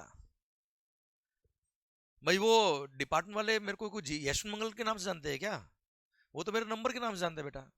अगर नंबर चेंज हो गया तो अलग पर्सन हो गया बच्चों, सिंपल ऐसा याद रखो आप तो सर, हाँ है ना, क्लियर, समझे मेरी बात। तो ऐसे केस में डिस्टिंक्ट पर्सन कहलाएंगे वो, अगर सेपरेट नंबर लिया तो। क्लियर, अच्छा ध्यान देना बच्चों, हमेशा ध्यान रखना, इंट्रास्टेट सप्लाई किया है डिस्टिंक्ट पर्सन को, सप्लाई के स्कोप में आएगा, पर इंट्रास्टेट ब्रांच ट्रांसफर किया है तो वहां चेक कर लेना कि सर सेपरेट नंबर लिया कि नहीं लिया। सेपरेट नंबर लिया होगा तो ही डिस्टिंक्ट पर्सन कहलाएगा, तो ही सप्लाई के स्कोप में आएगा, वरना सप्लाई के स्कोप में। पर मेरी एक ब्रांच है कहाँ, राजस्थान में, सर क्या होगा मालिक, वो डिस्टिंक्ट पर्सन के स्कोप में आ जाएगा। क्यों आ जाएगा बच्चों, क्योंकि मैंने सेपरेट रजिस्ट्रेशन ले रखा है। क्लियर, मैंने एक सेपरेट रजिस्ट्रेशन ले रखा है और लेना ही पड़ेगा। सर ध्यान देना, अगर मेरा मल्टीपल स्टेट में ब्रांचेस है, मल्टीपल स्टेट में मेरा प्लेस ऑफ बिजनेस है, तो उन सारे स्टेट में जहां जहां मेरा प्लेस ऑफ बिजनेस है वहां मेरे को रजिस्ट्रेशन लेना ही पड़ेगा। और ऐसे केस में वो क्या कहलाएंगे बेटा, डिस्टिंक्ट पर्सन कहलाएंगे। इसलिए मान लो मैं जीएसटी में रजिस्टर्ड हूं महाराष्ट्र में, और सर जीएसटी में रजिस्टर्ड हूं कहां, राजस्थान में, इंटर स्टेट ब्रांच ट्रांसफर किया है, क्या क्या बेटा, although without consideration but it is in the course or furtherance of my business, पर interstate branch transfer करते ही समझना क्या है, वो distinct person है by default। वहां चेक करने मत बैठना कि वो distinct person है कि नहीं बेटा, by default वो distinct person हो गए होगा बेटा, और ऐसे केस में सप्लाई के स्कोप में आएगा और जीएसटी लग जाएगा। क्लियर मालिक सर।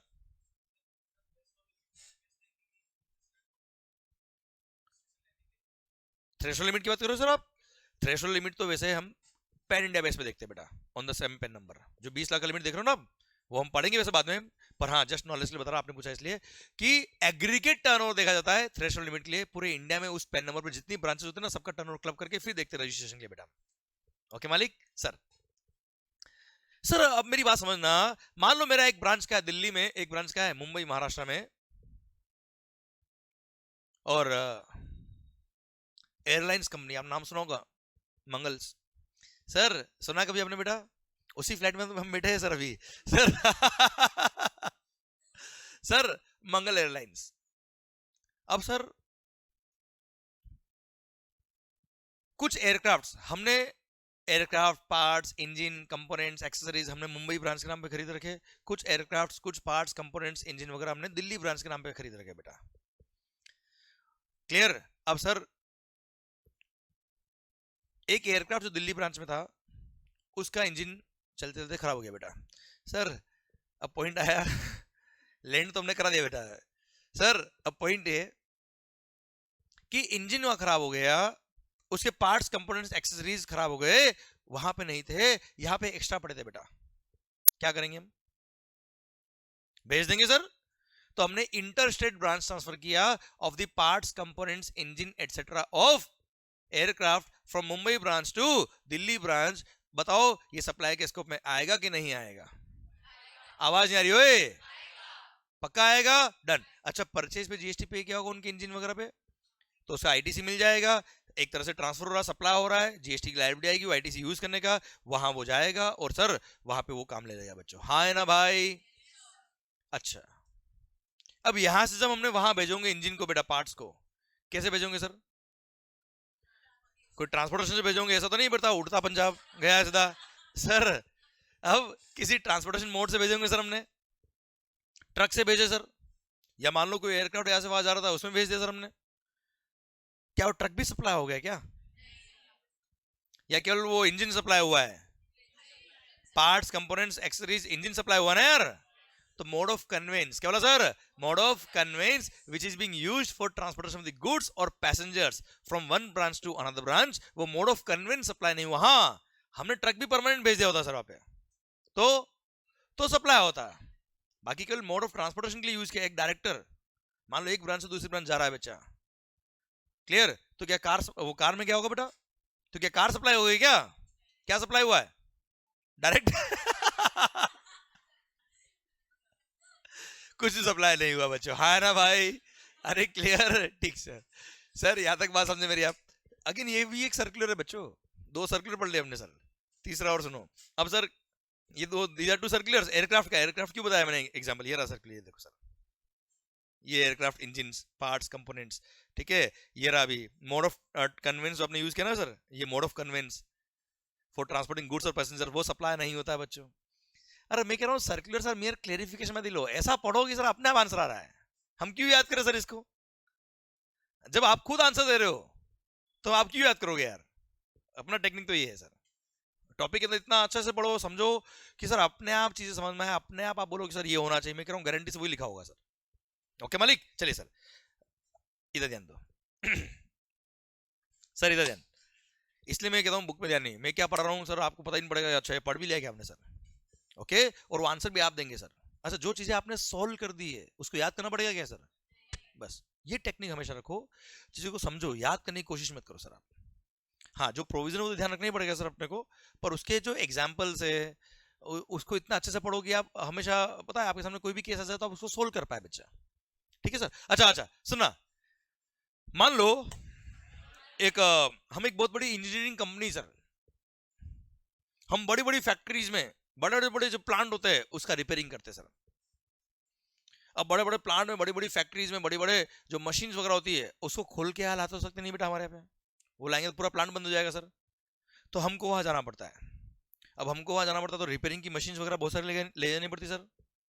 तो हमने क्या किया हुआ है, एक ट्रक ऐसी बनाई हुई है जिसपे हमने सारी मशीन्स रिपेयरिंग वगैरह की जो होती है बेटा, spare parts, components, crane etcetera, वो सब हमने उस पर इंस्टॉल करी हुई है सर। तो sir repairing machine on the wheel एक तरह से, हाँ है ना भाई? अब सर हमारे को कभी भी क्लाइंट का ऑर्डर आता है, हम वो पूरे ट्रक वहां भेज देते बेटा। क्लियर? वो रिपेयरिंग वगैरह करता है, उसमें पार्ट्स कंपोनेंट्स जो भी कंज्यूम होते हैं, जितना रिपेयरिंग का चार्ज होगा वो सब हम रिपेयरिंग का बिल लिख देंगे बाद में बेटा उसको। तो रिपेयरिंग का बिल लिखा मान लो 10 लाख रुपए का बेटा, अब इसमें कुछ पार्ट्स कंपोनेंट्स एक्सेसरीज भी यूज आई होगी बच्चा, तो इट्स अ कंपोजिट सप्लाई ना यार, इट्स अ कंपोजिट सप्लाई। और पूरा 10 लाख क्या है? Supply of service. Principal element क्या है? सप्लाई ऑफ सर्विस, उसमें क्लासिफाई हो जाएगा बच्चों। हाँ है ना मालिक? ठीक सर। अब क्या हुआ सर, हमारा एक ब्रांच है कहाँ, हमारी एक वो जो इंजीनियरिंग कंपनी ना सर हमारी, वो मुंबई में भी है और सूरत गुजरात में भी है सर। गुजरात नाम सुना बेटा? सूरत? हाँ। अच्छा एक बात और, आप हाँ नहीं बोल पाओ ना बेटा, हूं भी चलेगा सर सर सुनना बात को। अब पॉइंट ये कि सर एक ब्रांच है मुंबई में, एक है सूरत के अंदर गुजरात में। ऐसे वो वाला नहीं हो अब ऐसे केस में सर दोनों जगह इंजीनियरिंग कंपनी है, दोनों जगह हमने कुछ इस तरह की मशीन्स हमने इंस्टॉल कर दी, मशीन ऑन द व्हील। पर सर वहां की सारी मशीन्स ऑक्यूपाइड है सर, यहाँ 2 मशीन एक्स्ट्रा है। वहां ऑर्डर आया सूरत में, उसने बोला भाई वो मशीन तेरी फ्री पड़ी है यहाँ भेज दे। ठीक है साहब, हमने यहाँ से वहां भेज दिया बेटा, केवल उस ऑर्डर को फुलफिल करने के लिए बच्चों। तो क्या वो ट्रक का ट्रक सप्लाई हो गया क्या? उसमें तो सारी मशीन्स लगी हुई, क्रेन वगैरह सब कुछ, वो क्या सब सप्लाई हो गई क्या बच्चों? हाँ, उसमें जो आइटम्स कंज्यूमेबल थे बेटा, क्या था बेटा? जो वहां जाएंगे और वहां से क्लाइंट क्या जब भेजेगा तो वो कंज्यूम हो जाएंगे बेटा, वो वापस नहीं आने वाले मेरे पास यार, केवल वो सप्लाई हुआ, अदरवाइज कुछ भी सप्लाई नहीं हुआ है। तो आइटम्स जो कंज्यूमेबल थे, जो एक ब्रांच से दूसरी ब्रांच गए इंटर स्टेट, वो सप्लाई के स्कोप में आएंगे, बाकी कुछ भी सप्लाई के स्कोप में नहीं आएंगे। अरे क्लियर? ये भी नेक्स्ट सर्कुलर था बच्चों, क्लियर? और इसके बेस पे एक आरटीपी ने क्वेश्चन भी दिया था बेटा, जो आपको क्वेश्चन में मिल जाएगा। हाँ है ना मालिक? क्लियर? डन सरकार। ये आपको डिस्टिंक्ट पर्सन की कहानी समझ में आई कि नहीं आई सर? पक्का? पूरा पक्का? डन सरकार। आइए अगले पॉइंट की तरफ बढ़ते हैं, पैरा नंबर 3। समझ में आ रहा है? ब्रेक तो नहीं चाहिए बेटा आपको? कंफर्टेबल? पक्का? ठीक sir. Sir supply section number 7 चल क्या रहा है? Supply section number 7, section number 7 subsection 1 clause number C, schedule 1, without consideration supply of goods by principal to his agent where agent undertake to supply the goods on behalf of principal। 2 minute इधर, and vice versa भी लिखा है, supply of goods by agent to his principal where agent undertake to receive the goods on behalf of principal. ठीक है, ये जो लिखा है मैंने बोल दिया, कोई खास बात नहीं बताई है। अब एग्जांपल दूंगा तो मजा आएगा सर आपको। Sir supply of goods by principal to his agent where agent undertake to supply the goods on behalf of principal. तो प्रिंसिपल जब एजेंट क्या गुड्स भेजेगा, ये मान लेंगे उसने सप्लाई कर दिया, और सप्लाई हो गया तो क्या लग गया? जीएसटी लग गया। जब एजेंट कस्टमर को देगा तो मानेंगे उसने बेचा है कस्टमर को बेटा। ठीक है, मैं तुम्हें ट्रांजेक्शन सिखाता हूं तो मजा आएगा। देखो जीएसटी से टैक्स ऑन ट्रांजेक्शन, जब तक ट्रांजेक्शन क्लियर नहीं कोई मतलब नहीं सर। मान लो मैं क्या बनाता हूं साहब? मार्कर्स। ये कहा गया भाई सर? मार्कर्स, पुणे महाराष्ट्र, मेरी फैक्ट्री का है। अरे ये मुंबई अंधेरी सर, ये अपनी फैक्ट्री है, मार्कर बन रहे रोज बेटा अभी। ओके सर, यहां से मैंने अपना एक एजेंट है पुणे के अंदर, वहां भेजा गुड्स। अच्छा, अब एजेंट में भी क्या होता है, अलग अलग तरह के एजेंट होते हैं बेटा। एक तो एजेंट होता है साहब, वो कहीं से मार्केटिंग करके कस्टमर लेके आ रहा है, मेरे को फोन कर देता है, सर इतने मार्केट वहां भेज दो, मेरा कमीशन ना भेज देना साहब।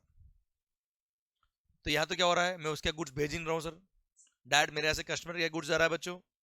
क्लियर? मैंने डायरेक्ट कस्टमर को सप्लाई किया है गुड्स, उससे वैल्यू लूंगा, उसी अमाउंट लूंगा, बात खत्म बच्चा। वो मेरे को कमीशन का बिल लिख देगा, वो मेरे को सर्विस दे रहा, बात खत्म बच्चा। हाँ है ना भाई? या जब गुड्स एजेंट क्या जा ही नहीं रही तो वहां सप्लाई की बात आई नहीं रही सर।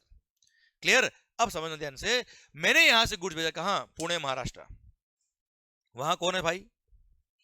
एजेंट।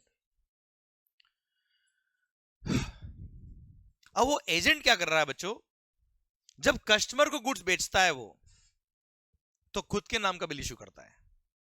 क्या करता है वो? तो मान लो आप कस्टमर हो बेटा, आपके पास बिल किसका है बेटा? तो एक तरह से आपको आपको गुड्स बेची किसने? तो गुड्स वही बेच सकता है जब गुड्स उसकी होगी बेटा।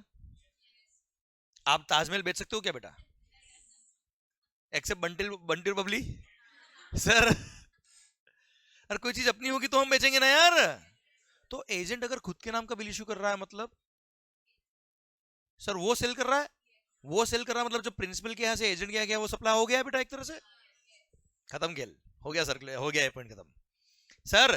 तो अगर एजेंट जब कस्टमर को गुड्स बेच रहा है वो खुद के नाम का अगर बिल इशू कर रहा है, खुद के नाम का अगर इनवॉइस इशू कर रहा है, मतलब प्रिंसिपल के यहां से जब एजेंट के आ गया तो ये मान लेंगे कि प्रिंसिपल ने गुड्स भेजा नहीं है, प्रिंसिपल ने गुड्स बेच दिया है। Supply includes although it is without consideration. Agent तो पैसा पता नहीं कब देने वाला है सर, हाँ है ना। Supply of goods by principal to his agent where, अब बोलो आप, where agent undertakes to supply the goods on behalf of principal. वो खुद के नाम का बिल इशू कर रहा है, तो मेरे यहां से वहां गया तो सप्लाई हो गया है मान लेंगे, मेरे को जीएसटी पे करना पड़ेगा, उसको आईटीसी मिल जाएगा, और जब वो बेचेगा तब वो अपना आईटीसी यूज करके लाइबिलिटी पे कर देगा बच्चों, हाँ है ना भाई। पर अगर वो एजेंट जब कस्टमर को गुड्स बेचता है तब प्रिंसिपल के नाम का बिल इशू कर रहा है, तो मान लो आप कस्टमर हो बेचा, आपको जो बिल आया किसका आया? तो आपने किससे खरीदा है? तो एजेंट से तो खरीदा ही नहीं बेटा आपने, भले वो देने वाला गुड्स आपको वो है, उसके यहां से सब काम हो रहा है साहब, पर गुड्स बेचा किसने? तो डायरेक्ट प्रिंसिपल ने कस्टमर को बेच दिया बेटा। तो सर ऐसे केस में प्रिंसिपल के यहां से जब एजेंट के यहां जा रहा है तो केवल जा रहा है बस, भले वो पुणे में हो या राजस्थान में हो, इंटरस्टेट हो या इंट्रास्टेट हो, डिस्टिंक्ट पर्सन नहीं बेटा मेरा। वो केवल गुड्स जा रहा है, डिलीवरी चालन के थ्रू गुड्स चला जाएगा, कोई सप्लाई नहीं होगा। Clear sir. और जब वो प्रिंसिपल के एजेंट के ऐसे कस्टमर को गुड्स बेचेगा तब प्रिंसिपल के नाम का बिल इशू कर रहा है, तो डायरेक्ट प्रिंसिपल ने सप्लाई क्या है मान लेंगे बच्चों, हाँ है ना मालिक। और वो अपने कमीशन का बिल में वो लिख देगा, बात खत्म बच्चों। Clear done. Supply of goods by principal to his agent where agent undertake to supply the goods on behalf of principal. Words याद तो नहीं करना पड़ रहा बेटा आपको, फिट हो रहा ना sir? Done sir. Vice versa, supply of goods by agent to his principal where agent undertake to receive the goods on behalf of principal. Sir क्या नाम? आकर्ष। मान लो इनका परचेजिंग पावर इतना जोरदार है सर, जो रॉ मटेरियल सेलेक्ट करता ना, ये मशीन जो सेलेक्ट करते हैं इतनी शानदार सेलेक्ट करते हैं कि फैक्ट्रीज में बहुत काम आने वाली है साहब, जो हम या हमारे एम्प्लॉय कोई नहीं कर सकता। हमने इनको ओपन किया साहब, हमारे परचेजिंग का काम आप देखेंगे, आप एजेंट हो सर, आप परचेज करो हमारे लिए मशीन्स, आप परचेज करो हमारे लिए रॉ मटेरियल्स। अब जब ये थर्ड पर्सन से परचेज करता है, परचेज मेरे लिए करता है, पर परचेज बिल पे नाम लिखा है इसका, तो एक तरह से आपने मशीन सप्लाई करी तो आपने इनको सप्लाई करी, और आपके यहां से मेरे आ रही मतलब आपने मेरे को सप्लाई कर दी बेटा। तो जब ओरिजिनली आपने परचेज करी तो मानेंगे आपने परचेज करी, भले पेमेंट में डायरेक्ट कर रहा हूं उसको, कोई फर्क नहीं पड़ रहा उससे, बिल पे नाम आपका लिखाना बेटा, आप उसके बिल का क्रेडिट लेंगे, आप मेरे को जब भेजेंगे तो मान लेंगे आपने मुझे सप्लाई किया है, आप मुझे जीएसटी का बिल लिखेंगे और उस क्रेडिट को आप यूज कर लेंगे बच्चों, हाँ है ना भाई। क्लियर। तो supply of goods by agent to his principal where agent undertake to receive the goods on behalf of principal. Sir पर अगर जब वो थर्ड पर्सन से मशीन खरीद रहा है तब बिल डायरेक्ट मेरे नाम का आ रहा है बेटा, तो डायरेक्ट मैंने खरीद लिया बेटा मशीन, मैंने डायरेक्ट उसको पेमेंट कर दिया, इतना इसने अपना केवल कमीशन का बिल लिख दिया, वहां एजेंट का रोल इस तरह का आ ही नहीं रहा बच्चों, हाँ है ना भाई। मतलब कहानी बिल की समझ में आ गई बेटा आपको, अब भले वो एजेंट कोई भी हो। Clear sir. प्रिंसिपल एजेंट के कई सारे कॉन्ट्रैक्ट होते हैं, कई अलग अलग तरीके के एजेंट होते हैं बच्चों, आई थिंक आपको समझ में आई बात आपको, ये हाँ है ना मालिक। ओके चलिए सरकार एक बात और साथ साथ में एक बात और कर लेता सर मैं आपसे, मान लो, अच्छा एक बात ध्यान रखना, इस तरह के जो एजेंट होता है ना sir, who are supplying the goods on behalf of principal, जो खुद के नाम का बिल इशू कर रहा है बेटा, उनको कंपलसरी रजिस्ट्रेशन होता है इसमें सेक्शन में 24, उनको 20 लाख के थ्रेशोल्ड लिमिट का बेनिफिट नहीं मिलता। ओके मालिक ठीक सर। और सुनना बच्चों ध्यान से अगली बात पॉइंट को,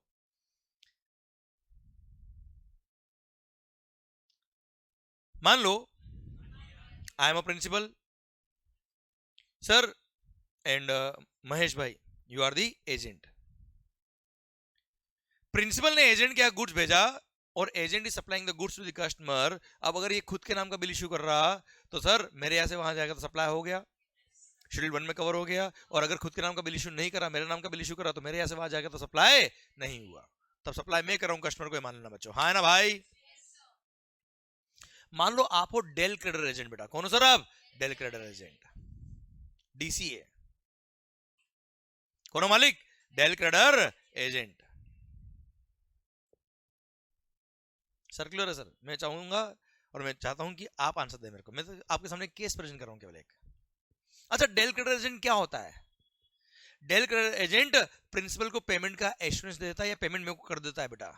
अब ये कस्टमर को भले ही उधार दे, अपना लोड नहीं, इसकी वजह से इसको कुछ कमीशन एक्स्ट्रा मिल जाता है सर।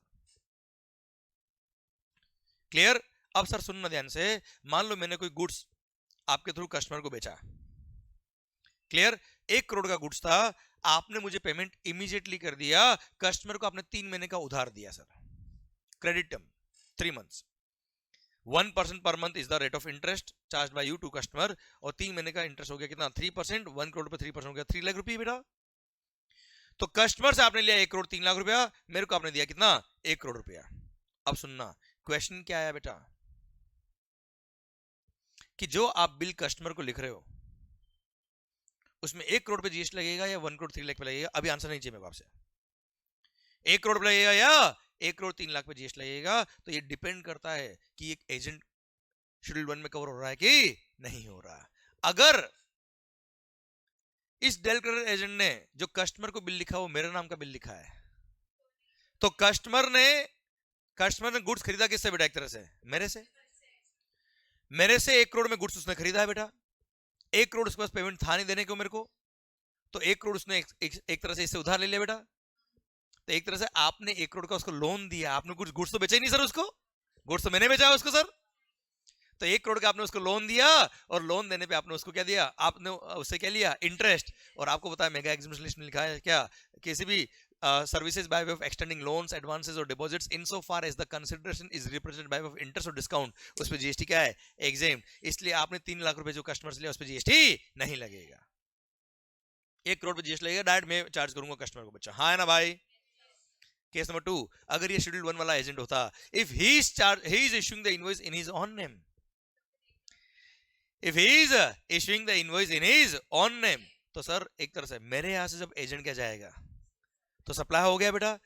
तो सर मैंने तो सप्लाई कर दिया, वैल्यूएशन रूल के हिसाब से, ऑल्दो विदाउट कंसीडरेशन है, फिर भी सप्लाई किसको में आएगा? वैल्यूएशन रूल के हिसाब से जो वैल्यू आएगी उस पर जीएसटी में लगाऊंगा बेटा। क्लियर? आप जब कस्टमर को बेच रहे हो तो खुद के नाम का बिल इशू कर रहे हो बेटा, खुद के नाम का बिल इशू कर रहे हो, मतलब you are supplying the goods to customer, और कस्टमर से आप 1 करोड़ के साथ साथ क्या ले रहे हो बेटा? 3 लाख का इंटरेस्ट। वैल्यूएशन के सेक्शन में 15 सबसेक्शन 2 क्लोज नंबर डी में लिखा हुआ है क्या? Any sir any interest, delayed payment charges, late payment fee etcetera by whatever name called, अगर आपने कस्टमर से over and above the price लिया है, that will also form part of value of supply. और सिंस आपने customer से 1 करोड़ 3 लाख रुपए लिया, 3 लाख रुपए जो इंटरेस्ट लिया वो भी वैल्यू का पार्ट बनेगा, और पूरे 1 करोड़ 3 लाख पे जीएसटी लगेगा, क्योंकि you are the supplier in this case. First वाले केस में you are not the supplier, हाँ है ना मालिक, समझा? क्लियर? ये रहा सर्कुलर इसका बेटा, डीसीए वाला। क्लियर? पक्का? डन। और फर्स्ट सर्कुलर में अपने एग्जांपल में बता चुका बेटा आपको। बताइए, वापस बोलता था बेटा मैं, डेल क्रेडिटर एजेंट, सुनना, कस्टमर को अगर जब एजेंट गुड्स बेच रहा है, कस्टमर को अगर एजेंट गुड्स बेच रहा है और बिल मेरे नाम का इश्यू कर रहा, प्रिंसिपल के नाम का बिल इश्यू कर रहा, तो कस्टमर को गुड्स बेच कौन रहा? एजेंट बेच रहा है क्या? अच्छा, प्रिंसिपल को तो 1 करोड़ रुपए मिल गया, इसने दे दिया बेटा। अब जब कस्टमर इसको पेमेंट करेगा तो एक तरह से कस्टमर के लिए ये तो सप्लायर नहीं है बेटा, सप्लायर तो मैं था बेटा। इसने एक तरह से कस्टमर को 1 करोड़ का लोन दिया, क्योंकि मेरे को गुड्स का पैसा चाहिए था 1 करोड़ रुपया। इसने लोन दिया, उसके अगेंस्ट में इसको क्या मिला? इंटरेस्ट मिला बेटा। तो जो इंटरेस्ट रिसीव होता है लोन देने पर, उस पर जीएसटी नहीं लगता है, मेगा एग्जीबिशन कवर है बेटा। क्लियर? पर यही अगर ये आदमी खुद सप्लायर होता, और सप्लायर अगर कस्टमर से over and above the price interest charge करता है, वो भी वैल्यू का पार्ट बनता है बच्चा। तो अगर ये शेड्यूल 1 वाला एजेंट होता, मतलब अगर खुद के नाम का बिल इशू कस्टमर को कर रहा होता बेटा, तो ऐसे केस में ये मानेंगे इसने कस्टमर को बेचा है और इसने कस्टमर को बेचा है और उसको अगर लोन दिया एक तरह से, उससे interest over and over the price लिया, वो भी वैल्यू का पार्ट बन जाएगा बच्चा। तो केस नंबर 2 में यहाँ पे 1,03,00,000 पूरे पे जीएसटी लग जाएगा। हाँ है ना भाई, पक्का, डन सरकार। यहाँ तक पॉइंट समझे मेरा आप? 100% डन। ये था आपका शेड्यूल 1 पैरा नंबर 3। कुछ आ रहा है कि जा रहा है? पक्का ना सर? सर देखो अल्टीमेटली लेक्चर आप लोगों के लिए है सर, मैं आपको ये बताने नहीं आया कि मेरे को कितना आता है ना आप मेरे को जज करने आया सर कि मेरे को कितना आता है। क्लियर? अल्टीमेटली क्या है पॉइंट, आपको आना चाहिए बेटा, आपको समझ में आना चाहिए बच्चों। ठीक है, देखो मैं कोशिश कर रहा हूं कि कम से कम टाइम में हम मैक्सिमम चीजें कवर कर पाए। ठीक है बच्चों? ठीक सर। सर आइए पैरा नंबर 4, पैरा नंबर 4 हम क्या पढ़ रहे हैं? Schedule 1 section number 7 subsection 1 clause number C, without consideration वाला transaction, supply without consideration, import of services. क्या मालिक? ये हमने कहीं पढ़ा ना पहले यार, import of services for consideration पढ़ा हमने, whether or not in the course of furtherance of business. अब क्या पढ़ रहे हैं? Import of services without consideration from your related person, from your related person or your other establishment located outside India in the course or furtherance of business। देखो जहां related word आ जाए वहां इन the course और furtherance of business तो आएगा ही आएगा, नहीं तो दो भाई आपस में बात कर रहे हैं, लग गया जीएसटी। हाँ है ना भाई, समझे मेरी बात? Sir import of services without consideration in the course और furtherance of business from your related person or other establishment located outside India by a person is supply although it is without consideration। मान लो हमारी एक branch out of India है, London में है sir, हमारी branch है sir, तो हमारा ही अदर एस्टेब्लिशमेंट हो गया बच्चा वो। अब वो क्या वहां लीगल प्रैक्टिस करते वो लोग, और हमारे कस्टमर हमको पेमेंट नहीं कर रहे बेटा, कोई डिस्प्यूट हो गया साहब, तो वहां से लीगल नोटिस भेजा यहाँ पे हमने, उनसे बनवाया लीगल नोटिस, और उसने हमसे कोई फीस चार्ज नहीं करी, तो since they are other establishment located outside India बेटा, हमारे एस्टेब्लिशमेंट है बच्चा, इंपोर्ट ऑफ सर्विस हो गया बच्चों, in the course of furtherance of business है बच्चे ये। Clear? Although without consideration supply होगा, जीएसटी लग जाएगा। अच्छा मैंने जानबूझ के मेरी दूसरी फर्म का एग्जांपल लिया, कई बार एमसीक्यूज में क्वेश्चन बन के आया हुआ है क्या, मेरा ब्रदर है आउट ऑफ इंडिया बेटा वो एडवोकेट है, वो लॉयर है, यही क्वेश्चन अगर ये होता तो क्या करते बताओ? चलो सर मेरा एडवोकेट है सर, क्या है सर? एडवोकेट। मेरा ब्रदर है सर जो एडवोकेट है आउट ऑफ इंडिया बेटा, लंदन में सर, उसने लीगल नोटिस भेजा मेरे किसी क्लाइंट को सर, डिस्प्यूट हो गया सर उसके लिए, बताओ सप्लाई है कि नहीं सर? अरे ब्रदर है मेरा भाई, रियल भाई है sir, all the without consideration बेटा। Clear? In the course of furtherance of business है बच्चा मेरे लिए, पर सप्लाई नहीं है क्योंकि वो मेरा भाई है, मेरा भाई मेरे पे डिपेंडेंट नहीं है। भाई याद आया, भाई को बोल देना तू मेरा रिश्तेदार नहीं है, for the purpose of GST.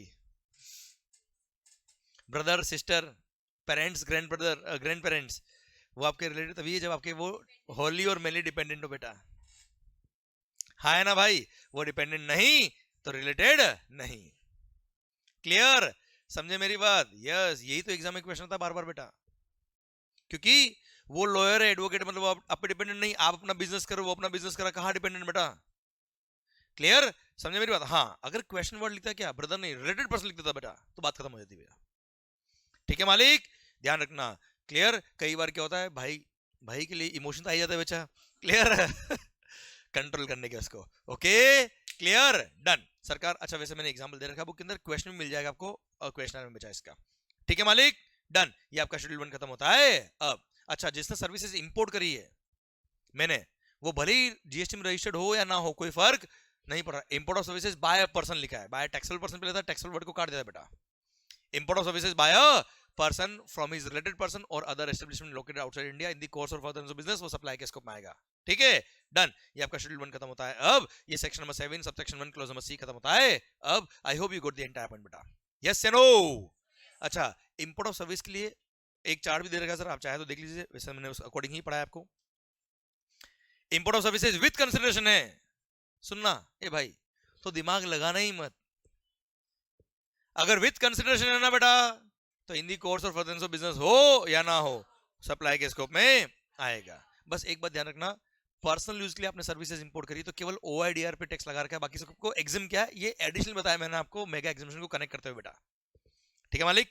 अच्छा, import of services without consideration बेटा, अच्छा ये शेड्यूल 1 में तभी कवर होगा अगर रिलेटेड पर्सन या other establishment located outside India plus in the course और फर्दरेंस ऑफ बिजनेस है तो सप्लाई के स्कोप में आएगा, वरना अदर केसेस सप्लाई के स्कोप में नहीं आएंगे।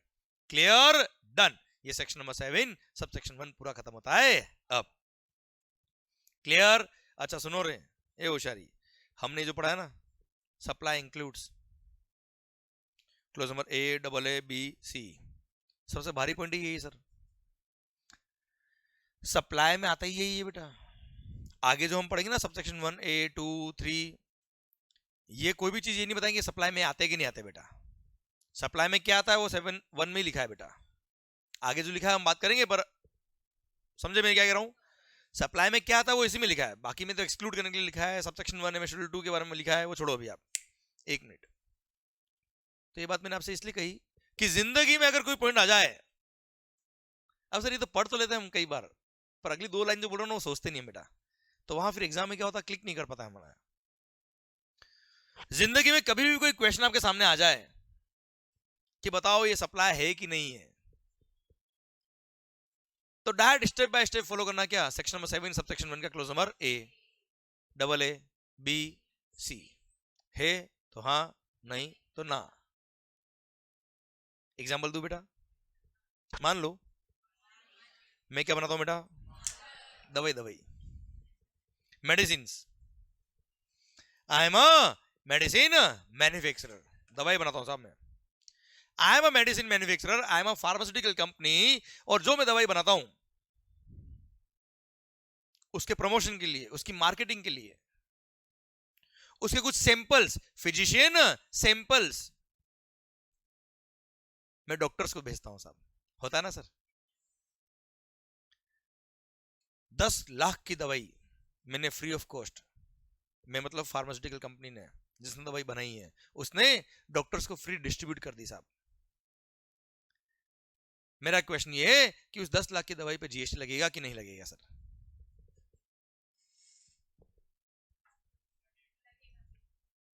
पता है एक बार तो आंखों के सामने अंधेरा छा गया बेटा, क्या होगा पता नहीं सर, ये क्या पूछ लिया। अब सेकंड थिंग हमारे दिमाग में था या तो यस या फिर नो, ऐसे नहीं सर, ऐसे नहीं। मैंने क्या बोला आपसे, ये इस पे जीएसटी लगेगा कि नहीं लगेगा, दिस इज द क्वेश्चन। तो पहले चेक करो सप्लाई है कि नहीं साहब, देखते ना आराम से, जल्दी क्या आपने को, सप्लाई है कि नहीं सर, सेक्शन नंबर 7 में देख लो सर, सेक्शन नंबर 7 सबसेक्शन 1 क्या बोलता है मालिक, supply includes clause A, supply should be for a plus in the course और फर्दरेंस ऑफ बिजनेस, कंसिडरेशन नहीं, बात खत्म। Clause number double A AOP BOI वाला केस तो है ही नहीं sir. Clause number B import of service का केस है ही नहीं sir. Clause number C without consideration, हाँ साहब। यहां देखते हैं कि क्या वो यहां पे कवर है क्या।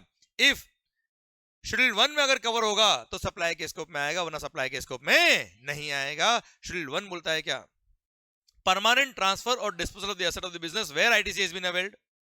भाई मैं तो दवाई मैन्युफैक्चरर हूं यार, दवाई खरीदा तो ही नहीं मैं दवाई खरीदी होती तो उसके परचेज पे जीएसटी पे करके उसका क्रेडिट लिया होता बेटा मैंने तो दवाई बनाई है यार तो परमानेंट ट्रांसफर और disposal of the asset of the business where ITC has been availed उसमें कवर नहीं बेटा। हाँ इसके इनपुट वगैरह पे मैंने क्रेडिट लिया होगा बेटा, वो क्रेडिट रिवर्स करना पड़ जाएगा, वो एक अलग बात है सर, पर वो इनपुट मैंने डिस्पोज ऑफ नहीं किया मालिक। मैंने इनपुट कुछ केमिकल किया होगा, कोई पाउडर परचेज किया होगा, मैंने दवाई बनाई है और दवाई मैंने परमानेंट डिस्पोज ऑफ करी बेटा, तो वो पैरा नंबर 1 में कवर नहीं होती है। ध्यान रखिएगा, गलती करते इसलिए बता रहा हूं मैं आपको। परमानेंट ट्रांसफर और disposal of the asset of the business where ITC has been availed उसमें कवर नहीं होता साहब ये। क्लियर। सेकंड, रिलेटेड पर्सन या डिस्टिंक्ट पर्सन को दिया नहीं बेटा। थर्ड, प्रिंसिपल एजेंट वाला केस है नहीं sir. Fourth, import of service का केस है नहीं साहब, शेड्यूल 1 में कवर नहीं, तो सर क्लोज नंबर सी में भी कवर नहीं, तो section number 7 subsection 1 clause number A double A B C कहीं कवर नहीं, भारत माता की जय। सप्लाई ही नहीं है साहब, कोई जीएसटी पे करने की जरूरत नहीं। अच्छा, आंसर अपने आप आया कि नहीं आया बच्चों यार? क्लियर? अच्छा, जल्दी आंसर आपका आएगा, पर थोड़ा सा प्रैक्टिस आप करोगे तो आ जाएगा सर। समझा मेरी बात? प्रैक्टिस किसकी? ये प्रोविजंस की सर। प्रोविजन क्या फास्ट फ्लो होंगे आपके माइंड में अगर आपको चीजें आती है तो बेटा, हाँ है ना? तो अब आंसर क्या फास्ट आएंगे। अभी आप आंसर फास्ट निकालने की कोशिश मत करिए, प्रोविजन को रिपीट करिए अपने दिमाग में। जितनी बार रिपीट करोगे उतना स्पीड बढ़ेगा बेटा अपना। क्लियर? और आंसर आ जाएंगे बेटा, हाँ है ना भाई? क्लियर? पक्का? डन। पर डायरेक्ट आंसर याद नहीं करने का, ठीक है? याद करोगे तो कब तक याद रह पाएगा यार? ठीक है भाई, फॉर्मूला ऐसा रखो दिमाग के अंदर कि फॉर्मूला उस चीजों को सोल्व कर पाए। अच्छा अब सुनो, वो दवाई पे कोई जीएसटी नहीं लग रहा, तो उस दवाई के सैंपल 10 लाख रुपए की जो दवाई बनाई मैंने, उस सैंपल को बनाने के लिए जो इनपुट वगैरह काम आए होंगे, उसका मेरे को प्रोपोर्शन एडीसी क्या करना पड़ेगा? रिवर्स करना पड़ेगा। Section number 17 subsection 5 clause number B, clause number H, 17(5)(h). हाँ है ना भाई? क्लियर? गुड। समझे? पक्का बच्चों? डन। ये सर्कुलर है sir, this is a circular जो चैप्टर नंबर 5 में दे रखा है। तो सर मैंने यही आपको समझा दिया, बात आई तो। क्लियर? डन सरकार। ये था सेक्शन नंबर 7 सबसेक्शन 1। अब आप कहे तो एक छोटा सा ब्रेक ले ले सर, हम ब्रेक ले ले क्या सर? अच्छा ब्रेक कौन सा, लंच ब्रेक लेना है, क्या करना है? रे लंच ब्रेक ले ले या एक शॉर्ट ब्रेक ले? शॉर्ट ब्रेक ले सर एक। अच्छा चलो पहले अपन रिवर्स चालू करते हैं। लंच ब्रेक कब करना है पहले बताओ? अगर मान लो अभी लंच ब्रेक नहीं करना तो 2 बजे। अगर 2 o'clock हम लंच ब्रेक करके चलेगा सबको कंफर्टेबल? या अभी लंच ब्रेक बोलो? 2 o'clock ओके? हमारा ऐसा नहीं कि आप लोग सोच रहे नहीं सर अभी लंच ब्रेक नहीं किया, अगला 3 घंटा मतलब 3 बजे, ऐसा नहीं। So 2 o'clock will have lunch break, पर उससे पहले एक छोटा ब्रेक और ले लेते सर हम। अच्छा ठीक है, तो आप लोगों के लिए लंच ब्रेक चालू होता है अब। अच्छा कितनी देर का ब्रेक है? लंच ब्रेक है, सॉरी शॉर्ट ब्रेक। कितनी देर का ब्रेक? नहीं नहीं 15 मिनट्स रखो आराम से, मुझे पता है 5 मिनट बोलने क्या होता है केवल सर अपने वही टाइम रखो जिसमें हम शुरू कर पाए बेटा, आप लोग आ पाओ। ओके सो 15 मिनट्स में हम शुरू करें वापस से बेटा। So please be on time. और हाँ, जो वीडियो लेक्चर में please have a click of this slide बेटा।